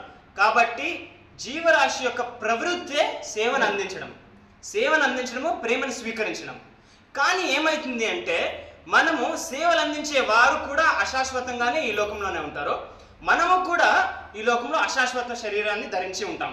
కాబట్టి ఆ సేవలు అందించే ద్వారా, లేదా వాళ్ళ ప్రేమని స్వీకరించే ద్వారా మనం పరిపూర్ణతని అనుభవించలేము, ఎక్స్పీరియన్స్ చేయలేము. ఎప్పుడు ఆ పరిపూర్ణతని మనం ఎక్స్పీరియన్స్ చేయగలుగుతాము? మనకున్న సేవా ప్రవృత్తిని మనం ఎప్పుడైతే భగవంతునికి అంకితం చేస్తామో, భగవంతుని పట్ల ప్రేమ చూపిస్తామో, భగవంతుని కనెక్షన్ ద్వారా ఇతర జీవరాశులకి ప్రేమ చూపిస్తామో, అప్పుడు మనకి పరిపూర్ణత ఆస్వాదన తగులుతుంది అనమాట. ఎందుకంటే అప్పటి వరకు మనకున్న ప్రతి రిలేషన్షిప్ ఇంటరప్ట్ అవుతూ ఉంటుంది. ఈరోజు కొందరు మన జతలో ఉన్నారో వాళ్ళు వేరే చోటకి వెళ్తారు, లేదా వాళ్ళు వేరే శరీరాన్ని స్వీకరిస్తారు అట్లా. కానీ మన నిజమైన ప్రేమని లేదా నిజమైన ఆనందాన్ని ఆస్వాదించాలా అంటే మనం భగవంతునితో ఉన్న సంపర్కాన్ని స్థాపించుకోవాలి. అది మన ధర్మం అన్నమాట. సవై పుంసాం పరో ధర్మో యథో భక్తి రథోక్షజే అహైతుకి అప్రతిహత ఏయాత్మా సుప్రసిద్ధితే. సవై పుంసాం పరో ధర్మం, అందరి పరమ ధర్మం అంటే నాకు వేరే వేరే ధర్మాలు ఉన్నాయి. నాకు పుత్ర ధర్మం ఉంది, నాకు ఒక వైశ్యుడిగా ఒక ధర్మం ఉంది, నాకు ఒక ఎంప్లాయీగా ఒక ధర్మం ఉంది, అట్లా ఒక భర్తగా ఒక ధర్మం ఉంది. కానీ ఇవన్నీ నా భౌతిక ధర్మాలు, ఈ రోజు ఉన్నాయి, రేపు నాకు లేకపోవచ్చు. కానీ ఎప్పుడూ కూడా నా దగ్గర ఉండే ధర్మం ఏమి, నా లక్ష్యం ఏమి, భగవంతుని దాసుడిగా. అది మన ధర్మం అన్నమాట. కాబట్టి జీవరాశులు, సమస్త జీవరాశులు కూడా ఏం చేయాలా, భగవంతునికి సేవలు అందించాల. దాని ద్వారా వాళ్ళు ఏం చేస్తారు, ఆధ్యాత్మికంగా కూడా ప్రగతిస్తారు అనమాట. సో ఆ సేవలు మనం ఎలా అందించాలా, మనకున్న భౌతిక బాధ్యతల్ని భగవంతుని ప్రసన్నం చేసేకి నిర్వహించాలన్నమాట. అందుకే మనకి భౌతిక బాధ్యతలు ఉన్నాయి. ఒక భర్తగా, ఒక ఎంప్లాయీగా, ఎంప్లాయర్గా, ఒక సమాజంలో ఒక వ్యక్తిగా, సిటిజన్గా మనకి భౌతిక బాధ్యతలు ఉన్నాయి. కానీ ఆ బాధ్యతల్ని మనం ఏ ఉద్దేశంతో నిర్వహించాలా, భగవంతుని ప్రసన్న చేసే ఉద్దేశంతో నిర్వహించాలన్నమాట. శ్రీమద్ భాగవతంలో కూడా ఒక శ్లోకం ఉంది, ధర్మ స్వనిష్ఠిత పుంసాం విశ్వక్సేన కథాశ్వత్ న ఉత్పాది ఎదిరతిం శ్రమ ఏవం కేవలం. మనము చాలా శ్రమపడి చేసిన కార్యాలన్నీ కూడా చాలా బాగా నిర్వహించిన అది భగవంతుని ప్రసన్నం చేయలేకపోతే అది గాలి చాకరీకి సమానము అని శ్రీమద్ భాగవతం చెప్తుంది అనమాట. కానీ అదే కార్యాలు మనం ఇంపర్ఫెక్ట్ గా చేసినా కూడా మన ఉద్దేశం భగవంతుని ప్రసన్నం చేసే ఉద్దేశంతో చేస్తే అది పర్ఫెక్ట్ కార్యం. సో అందరూ కూడా ప్రేమించాలా అనే ఉద్దేశం ఉంటుంది, ప్రేమను ఆస్వాదించాలా అనే ఉద్దేశం ఉంటుంది. కానీ ఈ భౌతిక జగత్తులో దాంట్లో పరిపూర్ణతను మనం ఎవరు ప్రాప్తించుకోలేము. అది ఎప్పుడు మనం పరిపూర్ణతను ప్రాప్తించుకోవచ్చు, అది ఎప్పుడైతే మనం భగవంతుని పట్ల ప్రేమని ప్రకటిస్తామో, ఆయన ప్రేమని ఆస్వాదిస్తామో, తద్వారా మనం సేవను అంకితం చేస్తామో ఆయనకి, అప్పుడు మనం పరిపూర్ణతని ఆస్వాదించవచ్చు అనమాట. సో ఇది మనము పురాణాల్లో కూడా గమనించవచ్చు, చాలా మంది గమనించవచ్చు. ఫర్ ఎగ్జాంపుల్ లక్ష్మీనారాయణులకు ఉన్న దాసులే కానీ, సీతారాములకు ఉన్న భక్తులే కానీ, రాధాకృష్ణకు ఉన్న భక్తులే కానీ, వాళ్ళు వాళ్ళ స్వాములకి సేవని అందిస్తూ చాలా అద్భుతమైన ఆనందాన్ని వాళ్ళు ఆస్వాదిస్తూ ఉన్నారు. ఫర్ ఎగ్జాంపుల్ హనుమంతుడు, సీతారాముల సేవలో హనుమంతుడు అప్సెట్గా ఉండేది ఎప్పుడైనా చూసిందరా? లేదు. సో హనుమంతుడు ఎలాంటి పర్సన్ అంటే ఆయనకున్న క్రోధం కూడా భగవంతుని సేవలోనే అంకితం చేసినాడు. ఆయన క్రోధంతో ఏం చేశారు, లంకాన్ని దహించారు, అది కూడా భగవంతుని సేవలోనే. సో ప్రతి ఒక్క జీవరాశి ప్రవృత్తి కూడా అదే, అది కొందరు మహాత్ముల ప్రవృత్తి మాత్రమే కాదు. ఎట్లా చక్కెర ఏం చేసినా స్వీట్ గానే ఉంటుందో అట్లా ప్రతి ఒక్క జీవరాశి ఎక్కడున్నా సేవలు అందించేది ఇట్స్ డిఫాల్ట్ ధర్మం అన్నమాట. కానీ ఆ సేవలు ఎప్పుడు పర్ఫెక్ట్, ఎప్పుడైతే పర్ఫెక్ట్ పర్సన్కి భగవంతునికి ఆ సేవలు అందిస్తారో అప్పుడు ఆ సేవ పరిపూర్ణత అందుకుంటుంది అన్నమాట, అంకితం చేస్తారు. ఇప్పుడు ఇంకొక ఎగ్జాంపుల్, ఒక మెమొరీ లాస్ పేషెంట్ ఉంటారనుకోండి, ఆయన పేరెంట్స్తోనే కానీ వాళ్ళ బంధువులతో కానీ మర్చిపోయి ఉంటే ఆ సంబంధం మళ్ళీ స్థాపించుకుంటే ఆయన ఆ ప్రేమని ఆస్వాదించవచ్చు. అట్లే మనం అందరూ కూడా మన తల్లిదండ్రులైన లక్ష్మీనారాయణని, సీతారాముల్ని, రాధాకృష్ణని మర్చిపోయినాం అనమాట. వాళ్ళని విముఖంగా మనం ఈ లోకంలో ఆనందాన్ని ఎతుకుతున్నాం. కానీ ఈ లోకంలో ఆనందం లేదు, ఎందుకంటే ఆనందానికి మూలము వాళ్ళు. సో వాళ్ళకి ఎప్పుడైతే మనం సేవ అందిస్తామో అప్పుడు మనం ఆనందాన్ని ఆస్వాదించవచ్చు. సో ఈ లోకంలో ఉన్న బాంధవ్యాలంతా కూడా తాత్కాలికంగానే ఉంటుంది. మన సమాజమే కానీ, పరివారమే కానీ, భార్య కానీ, మన వర్కే కానీ, ప్రొఫెషనే కానీ, కానీ ఆ సంబంధాలు ఏమైతే ఉందో మనం భగవంతుని ప్రసన్న చేసే ఆ బాధ్యతల్ని నిర్వహిస్తే అది ఆధ్యాత్మికంగా కూడా మనం ముందుకు పెరుగుతామన్నమాట. సో భగవంతుడు ఇప్పుడు ఏం చెప్తున్నాడు అంటే, ఆధ్యాత్మికంగా అర్జునుడికి చెప్పారు ఇంతవరకు, నువ్వు ఆత్మ, దేహం కాదు, వాళ్ళు కూడా ఆత్మలే, వాళ్ళు కూడా దేహాలు కాదు, నువ్వు వాళ్ళని చంపలేవు, వాళ్ళని నేను చంపలేవు, కాబట్టి నువ్వేం చేయాలి, ఇప్పుడు యుద్ధము నీ కర్తవ్యము కాబట్టి, నీ ధర్మము కాబట్టి, నువ్వు క్షత్రియుడు కాబట్టి యుద్ధము నువ్వు చేయాలా అని అర్జునుడికి కృష్ణుడు చెప్తాడు అనమాట. యుద్ధం నువ్వు చేయకపోతే, కృష్ణుడు అర్జునుడికి ఏం చెప్తాడు, నువ్వు యుద్ధంలో గెలిస్తే నువ్వు భూలోకానికి రాజ్యలక్ష్మి నీకు ప్రాప్తి అయింది. నువ్వు ఒకవేళ యుద్ధంలో ఓడిపోయి ప్రాణం త్యజిస్తే నీకు స్వర్గం ప్రాప్తిస్తుంది. కాబట్టి నీకు ఎక్కడా లాస్ లేదు. ఎవరైతే ధర్మానుసారం యుద్ధం చేస్తారో వాళ్ళు ప్రాణం త్యజించిన తర్వాత స్వర్గలోకానికి పోతారు. కానీ ఒక భక్తుడు యుద్ధం చేస్తే వైకుంఠ లోకానికే పోతాడు, అది వేరే విషయం. కానీ అలా ఆలోచించకుండా మనం భౌతికంగానే ఆలోచిస్తే, ఇప్పుడు సెకండ్ రీజన్ అర్జునుడు చెప్తాడు కదా, నాకు ఎంజాయ్మెంట్ అనేది ఉండదు అని. నువ్వు గెలిచినా నీకు ఎంజాయ్మెంటే, నువ్వు ఓడినా నీకు ఎంజాయ్మెంట్ అని భగవంతుడు చెప్తాను అనమాట. ఫస్ట్ అర్జునుడు చెప్పిన రీజన్ కరుణకి. కృష్ణుడు ఏం చెప్పాడు? ఆత్మజ్ఞానం బోధించాడు. నీ కరుణ రాంగ్, ఎందుకంటే నీ కరుణము శారీరక కరుణ, వాళ్ళకి నిజ శ్రేయస్కరమైనది కాదు.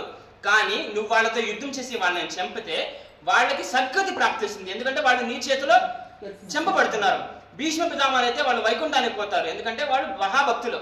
ద్రోణులే కానీ వాళ్ళు ముసలోళ్ళు అయిపోయినారు, వాళ్ళకి వేరే శరీరం దొరుకుతుంది. కాబట్టి నువ్వు వాళ్ళని చంపే ద్వారా వాళ్ళకి ఏ నష్టము జరగలేదు అని కృష్ణుడు చెప్తా అన్నమాట. సాధారణంగా భగవద్గీత ఒక నాన్ వైలెన్స్ గ్రంథం, అహింసా గ్రంథం అని చాలా మంది భావిస్తారు. అది చాలా తప్పు అనమాట.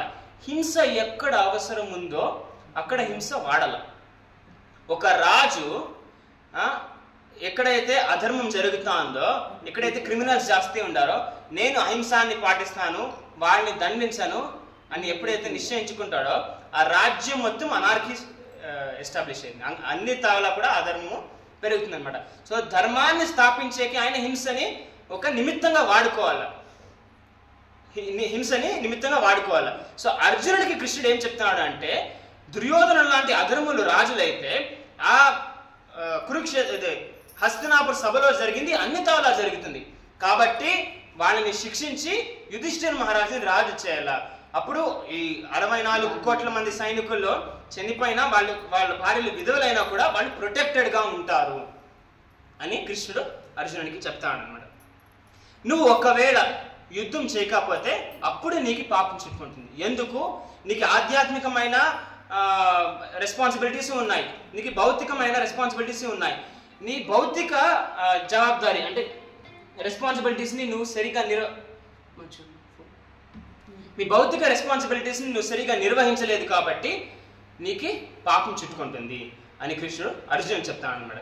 ఇంకొకటి ఏమి అంటే, నువ్వు అయ్యో వీళ్ళందరూ నాకు పెద్దలు ఆరాధ్యనీయులు అనే భావంతోనే రణభూమిని త్యజించవచ్చు. కానీ చూసే వాళ్ళు ఏమనుకుంటారు, అర్జునుడు పెరిగి చాలా పరాక్రమవంతుడు యోధుడు, ఎప్పటి వరకు యుద్ధభూమిలోకి వచ్చేందుకు యుద్ధభూమిలోకి వచ్చిన ఇంకా భీష్మ పితామహుల్ని ద్రోణాచార్యుల్ని చూసి అర్జునుడు చాలా బెదిరిపోయి అర్జునుడు కరుణ అనే ఎక్స్క్యూజ్ వాడి అక్కడి నుంచి వదిలేశాడు అని నీకు కళంకం తెగులుతుంది అని కృష్ణుడు చెప్తాడు. అంటే కృష్ణుడు బేసిక్గా ఏం చేస్తున్నాడు, అన్ని యాంగిల్స్ లోనూ అర్జునుడికి ఆన్సర్ ఇస్తున్నాడు. ఆధ్యాత్మికంగా, భౌతికంగా, రాజకీయంగా అంతా కూడా అర్జునుడిని కన్విన్స్ చేస్తాడు అనమాట. ఎందుకు నువ్వు యుద్ధం చేయాలా అని. అది మాత్రమే కాదు, నీ శత్రువులు నీ మీద నవ్వుతారు, నీకు అవమానము కలుగుతుంది. క్షత్రియుడికి అవమానం అనేది మృత్యు కన్నా ఘోరం అనమాట. మృత్యు అయినా టాలరేట్ చేస్తాడు, కానీ అవమానం టాలరేట్ చేసలేదు. సో భగవంతుడు ఏం చెప్తాడు అంటే, నీ స్వధర్మాన్ని నువ్వు చేయాలా, దాన్ని త్యజించకూడదు.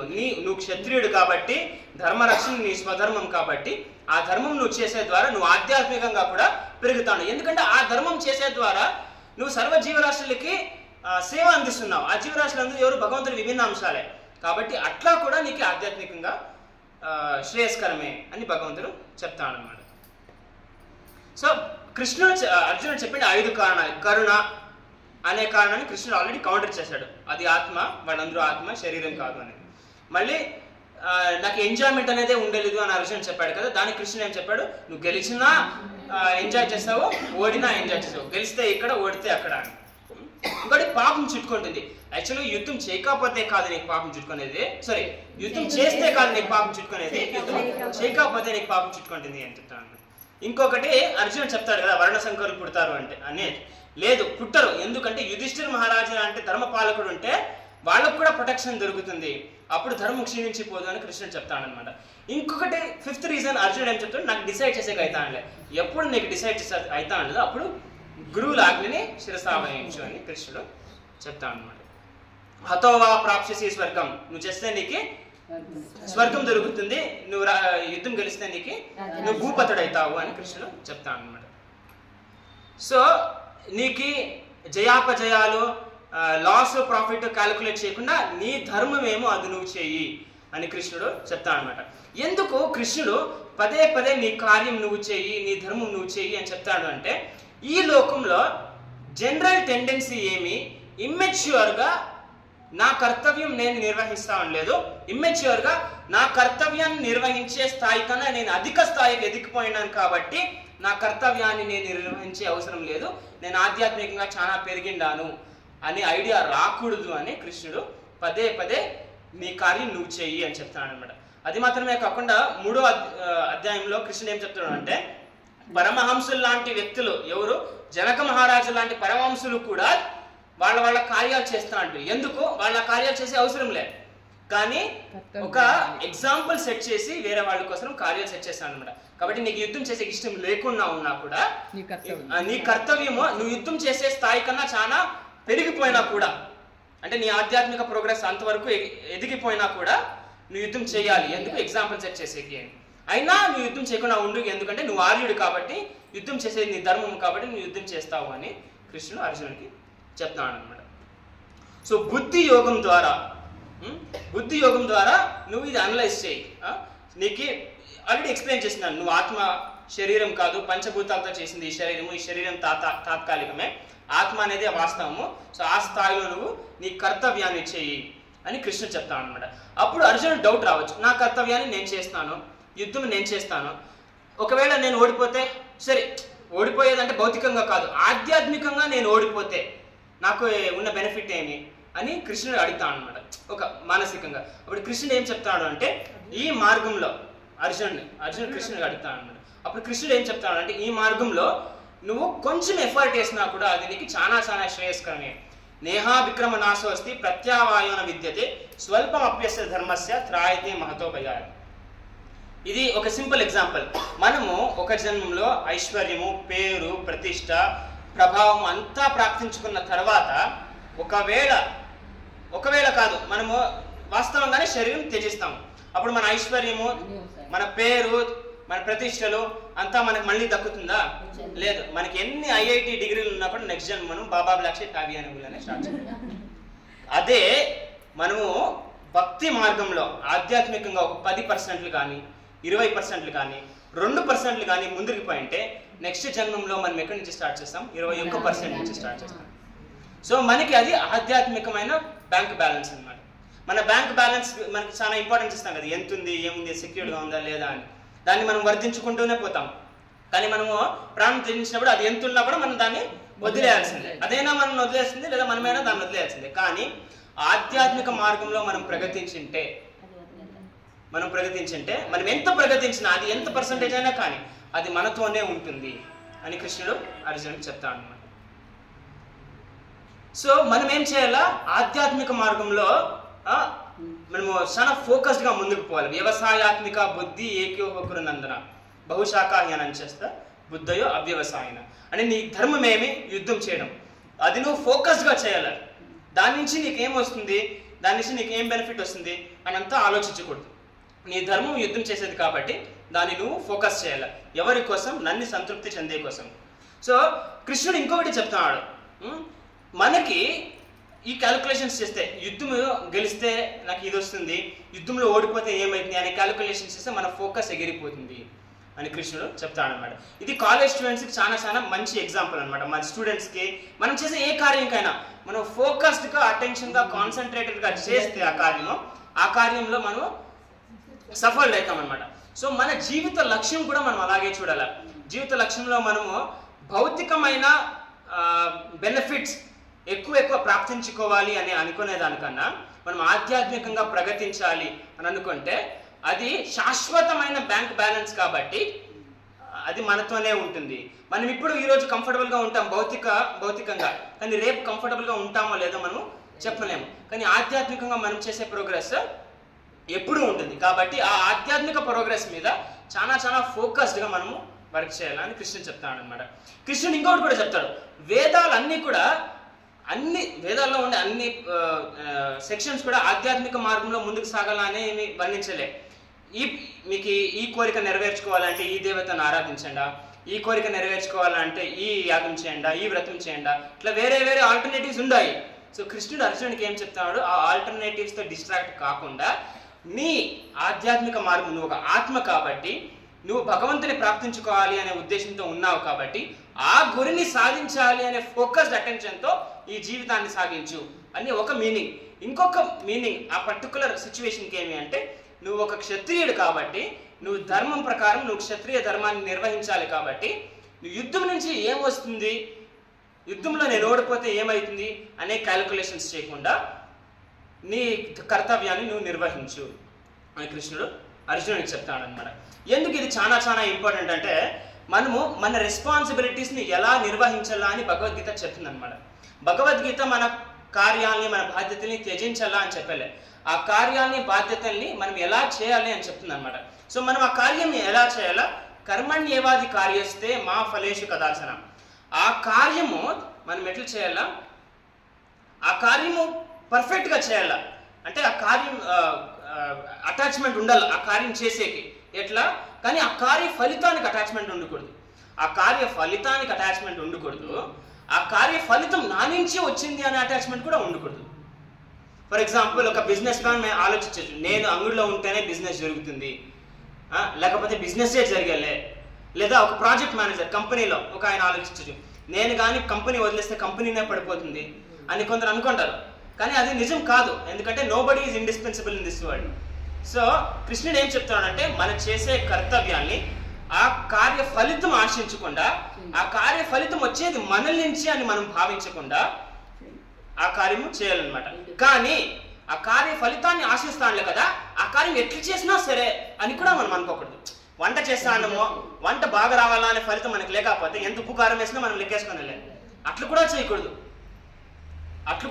అంటే బాగా వస్తే వంట అది నా నుంచి మాత్రమే బాగా వచ్చిందని కూడా భావించకూడదు. బాగా వచ్చింది కాబట్టి దాన్ని నేనే భోగించాలని కూడా భావించకూడదు. బాగా వచ్చినా రాకపోయినా పర్వాలేదు అని కూడా అనుకోకూడదు. సో ఇట్లా అనుకున్నా కూడా మనము బంధంలోనే పడతాము, అట్లా అనుకున్నా కూడా బంధంలోనే పడతాము. కాబట్టి మనం మన కార్యాన్ని భగవంతుని ప్రసన్న చేసేకి ఎంత పర్ఫెక్ట్గా అవుతుందో అంత పర్ఫెక్ట్గా చేయాలా. కార్య ఫలితాన్ని మనం భగవంతునికి అర్పించాలి. మనం ఏం చేసినా, ఇప్పుడు గృహప్రవేశము ఎందుకు చేస్తాము, భగవంతుని మన గృహంలోకి ఆహ్వానించేకే. నైవేద్యం ఎందుకు చేస్తాము, మనం ప్రేమతో వంట చేసింది భగవంతునికి అర్పిస్తాము. సో దాని ద్వారా మనము భగవంతునికి ప్రేమని వ్యక్తపరుస్తున్నాం అనమాట.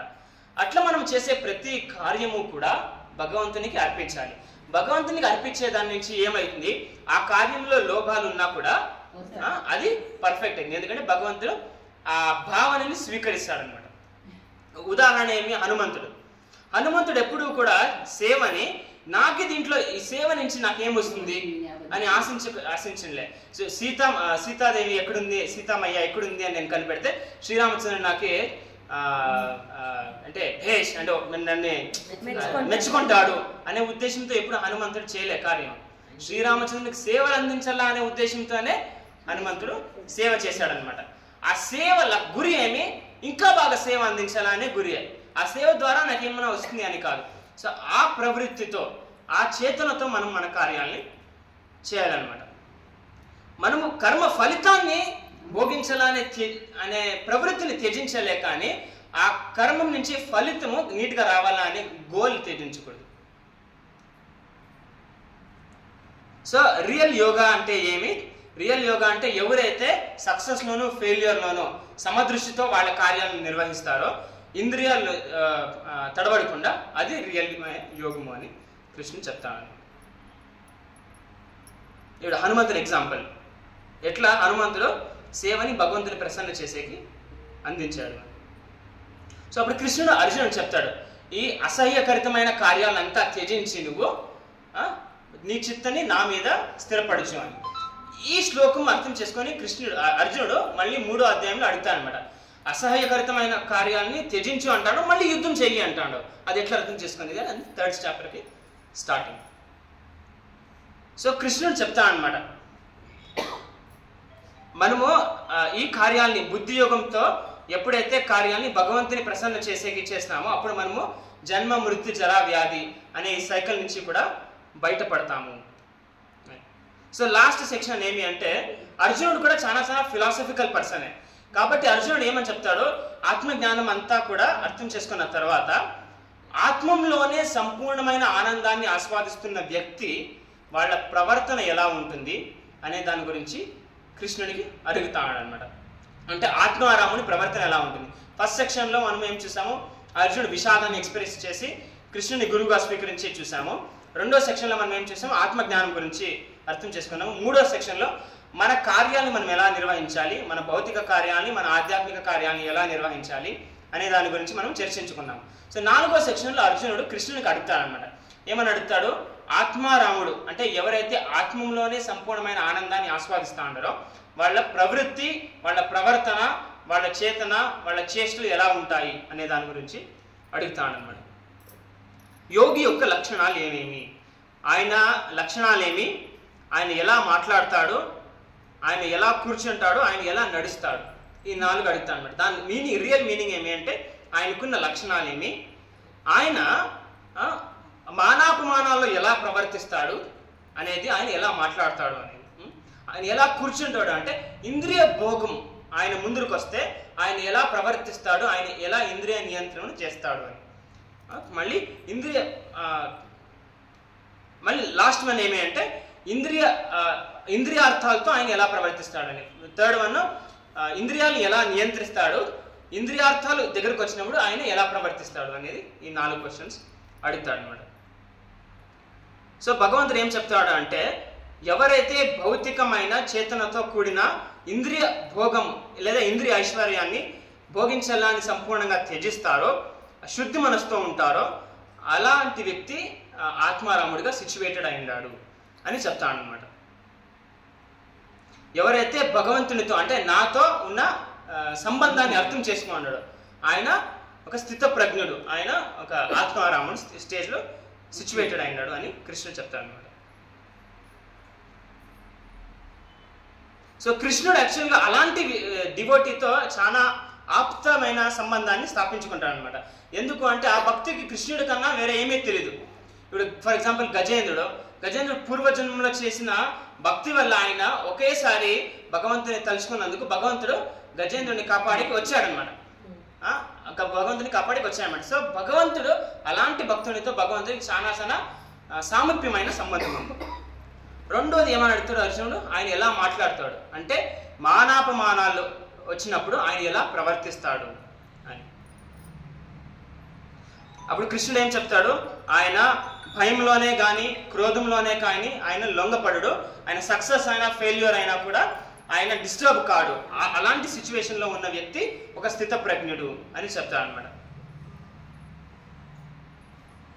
ఎట్లా ఒక పాములు పట్టేవాడు వాద్యాన్ని వాయిస్తూ పాముల్ని నియంత్రిస్తాడో అలాగే పాములు లాంటి పంచేంద్రియాన్ని ఈయన నియంత్రించగలుగుతాడు అని. ఆ ఇంద్రియాన్ని ఎలా నియంత్రించగలిగేది, ఇప్పుడు మనకి ఒక ఇంద్రియాలకి ఆనందం కలిగించే ఒక పదార్థం మన దగ్గరకు వస్తుంది. ఫర్ ఎగ్జాంపుల్ ఒక జాముని అనుకోండి, మనం 2, 3, 4 తింటాం, ఇంకా తినాలా అనిపిస్తుంది, కానీ మనం దాన్ని నియంత్రణలోకి ఎలా తెచ్చేది? అలా ప్రతి ఒక్క ఇంద్రియము కూడా. సో భగవంతుడు ఏం చెప్తాడు అంటే దానికి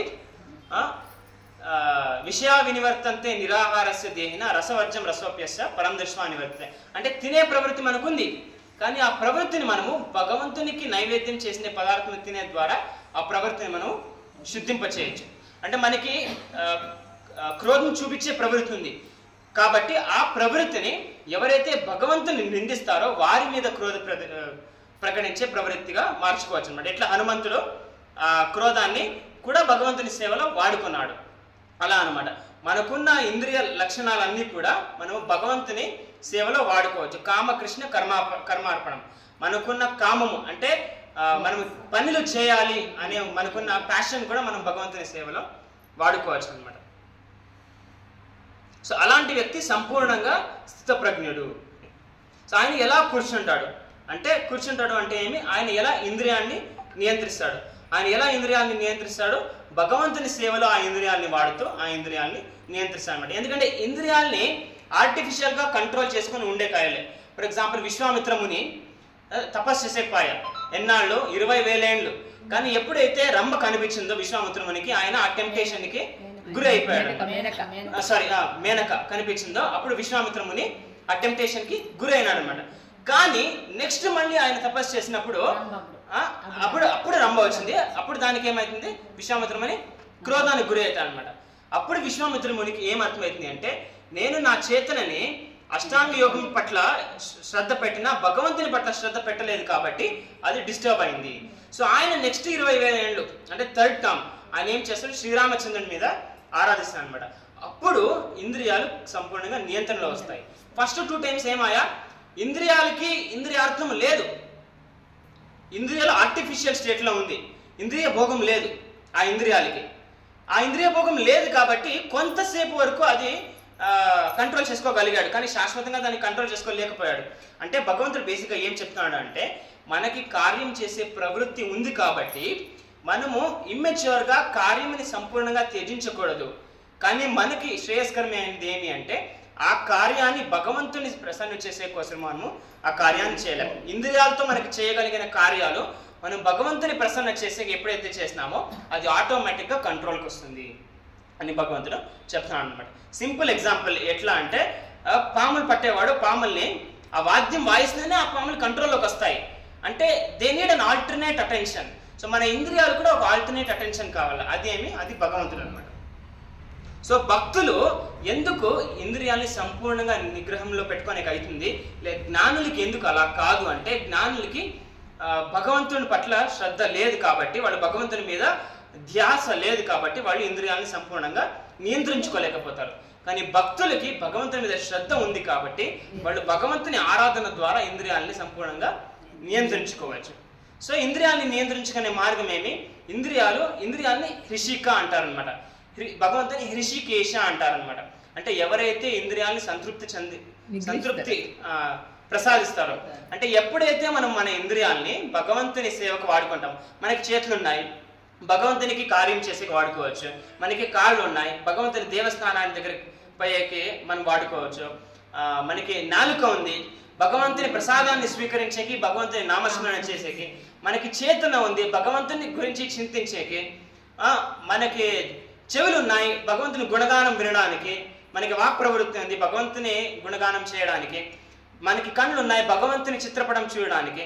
సో మనం ఎప్పుడైతే మన ఇంద్రియాలకి భగవంతుడు ఇలాంటి ఇన్పుట్స్ ఇస్తామో, ఆధ్యాత్మికమైన ఇన్పుట్స్ ఇస్తామో, అప్పుడు అవి ఆటోమేటిక్గా కంట్రోల్లోకి వస్తాయి. ఇంద్రియాలు జనరల్గా భౌతికంగా కంట్రోల్లోకి రావు, ఎందుకంటే భౌతిక పదార్థాలు ఇంద్రియాల్ని అన్కంట్రోల్గానే మారుస్తుంది. సో అన్కంట్రోల్గా మారుస్తుంది కాబట్టి ఆ పదార్థాల నుంచి మనం సంపూర్ణంగా దూరంగా ఉండి దానికి ఆల్టర్నేట్ పాజిటివ్ అటెన్షన్ ఇవ్వకుండా ఉంటే అది కూడా అప్పుడు కూడా కంట్రోల్ కావు.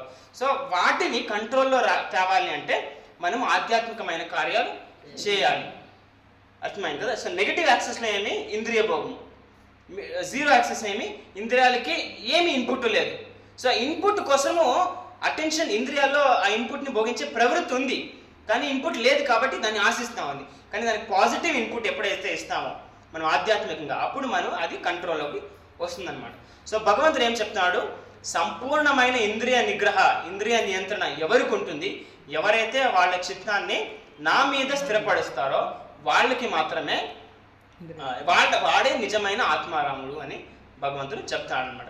సో ఈ అధ్యాయంలో మనం ఏం గురించి చర్చించుకున్నాం, మనము 4 sections గురించి చర్చించుకున్నాం. బేసిక్గా ఒకటి, అర్జునుడు శ్రీకృష్ణ భగవానుని గురువుగా స్వీకరిస్తాడు. మళ్ళీ ఆత్మజ్ఞానం గురించి చర్చించుకున్నాం. మళ్ళీ మనము మన ఆధ్యాత్మిక బాధ్యతలు భౌతిక బాధ్యతలు ఏమి అనే దాని గురించి చర్చించుకున్నాం. అది ఎలా నిర్వహించాలి అనే దాని గురించి చర్చించుకున్నాం. మళ్ళీ మనము ఆత్మారాముని లక్షణాలు ఏమి, ఆయన ఎలా ఉంటాడు, నిజమైన ఆత్మారాముడు ఎవరు అనే దాని గురించి కూడా డిస్కస్ చేశామన్నమాట. సో భగవద్గీతలో ఒక శ్లోకం ప్రీవియస్గా వచ్చాయి, అదేమది దూరేణ ఎవరం కర్మ, అంటే అసహ్యకరితమైన కార్యాన్ని నువ్వు త్యజించే అర్జున, నీ చిత్తాన్ని నా మీద స్థిరపరచు అని భగవంతుడు చెప్తాడు కదా. ఆ శ్లోకము విని అర్జునుడు ఏం చెప్తాడు, అలాంటి కార్యాలని త్యజించమని అంటున్నావు, మళ్ళీ యుద్ధం చేయమని అంటున్నావు, అంటే యుద్ధం అసహ్యభరితమైన కార్యం కాదా అనే ఉద్దేశంతో అర్జునుడు 3వ అధ్యాయంలో క్వశ్చన్ అడుగుతాడు అనమాట. సో అట్లా 3వ అధ్యాయం స్టార్ట్ అయింది. సో ఇంతతో మన డిస్కషన్ ఈరోజు కంప్లీట్ అయింది. కొంచెం టైం తీసుకున్నాను అనమాట ఎక్కువ. సో నేను ఇంకొకటి చెప్పి కంక్లూడ్ చేయాలనుకుంటున్నాము. ప్రతి ఒక్క చాప్టర్ మనం ప్రోగ్రెస్ అయ్యే కొద్దీ ఆ చాప్టర్లో ఉన్న ఫిలాసఫికల్ ఇంటెన్సిటీ పెరుగుతుంది కాబట్టి అది డైజెస్ట్ చేసేకి మనం ఏం చేయాలి అంటే మనం రెగ్యులర్గా భగవంతుని నామస్మరణ చేయాలి. సో మనం ఈరోజు ఏం చేస్తాము, భగవంతుని నామస్మరణ మన మాలలో ఒకసారి హరే కృష్ణ మహామంత్రం 108 సార్లు చెప్పుకొని ఇది సంపూర్ణంగా ఇస్తాం. హరే కృష్ణ.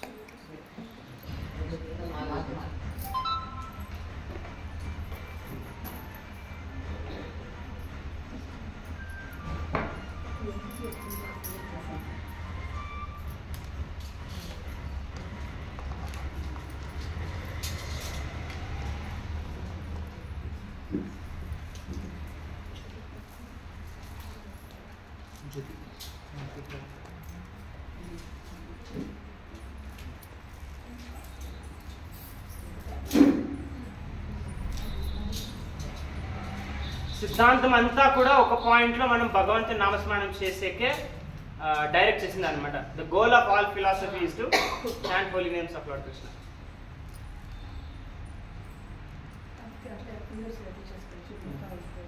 ఓకే, ఎవరి దగ్గర ఈ బీడ్స్ లేదో వాళ్ళు ఫింగర్స్ లో చాంట్ చేసుకోవచ్చు. ఇక్కడ ఒకసారి హరే కృష్ణ కృష్ణ కృష్ణ హరే హరే, హరే రామ రామ రామ హరే హరే అని చెప్పుకునేది. అట్లా 1 2 3 4 5 6 7 8 9 10 11 12. ఇక్కడ 12 అయితే ఒకసారి ఇక్కడ 1 కౌంట్ చేసుకోండి. అట్లా ఇక్కడ 9 into 12 108 గ్రాడ్యువల్గా కౌంట్ చేసుకుంటారు. సో మనము హరే కృష్ణ మహామంత్రం జపం చేసుకునేటప్పుడు మన చేతన కానీ అక్కడ ఇక్కడ తిరుగుతూ ఉంటుంది. సో అట్లా అపరాధాలు జరుగుతాయి. అట్లా క్షమాపణ కోరుతూ మనము ఆచార్యులకు ఫస్ట్ నమస్కారం చేస్తూ ఒక శ్లోకం చదువు. జై శ్రీ కృష్ణ చైతన్య ప్రభు నిత్యానంద శ్రీ అద్వైత గదాధర శ్రీవాసాది గౌర భక్త వృంద. మనం జట్లో హరే కృష్ణ మహామంత్రము జపం చేస్తాం.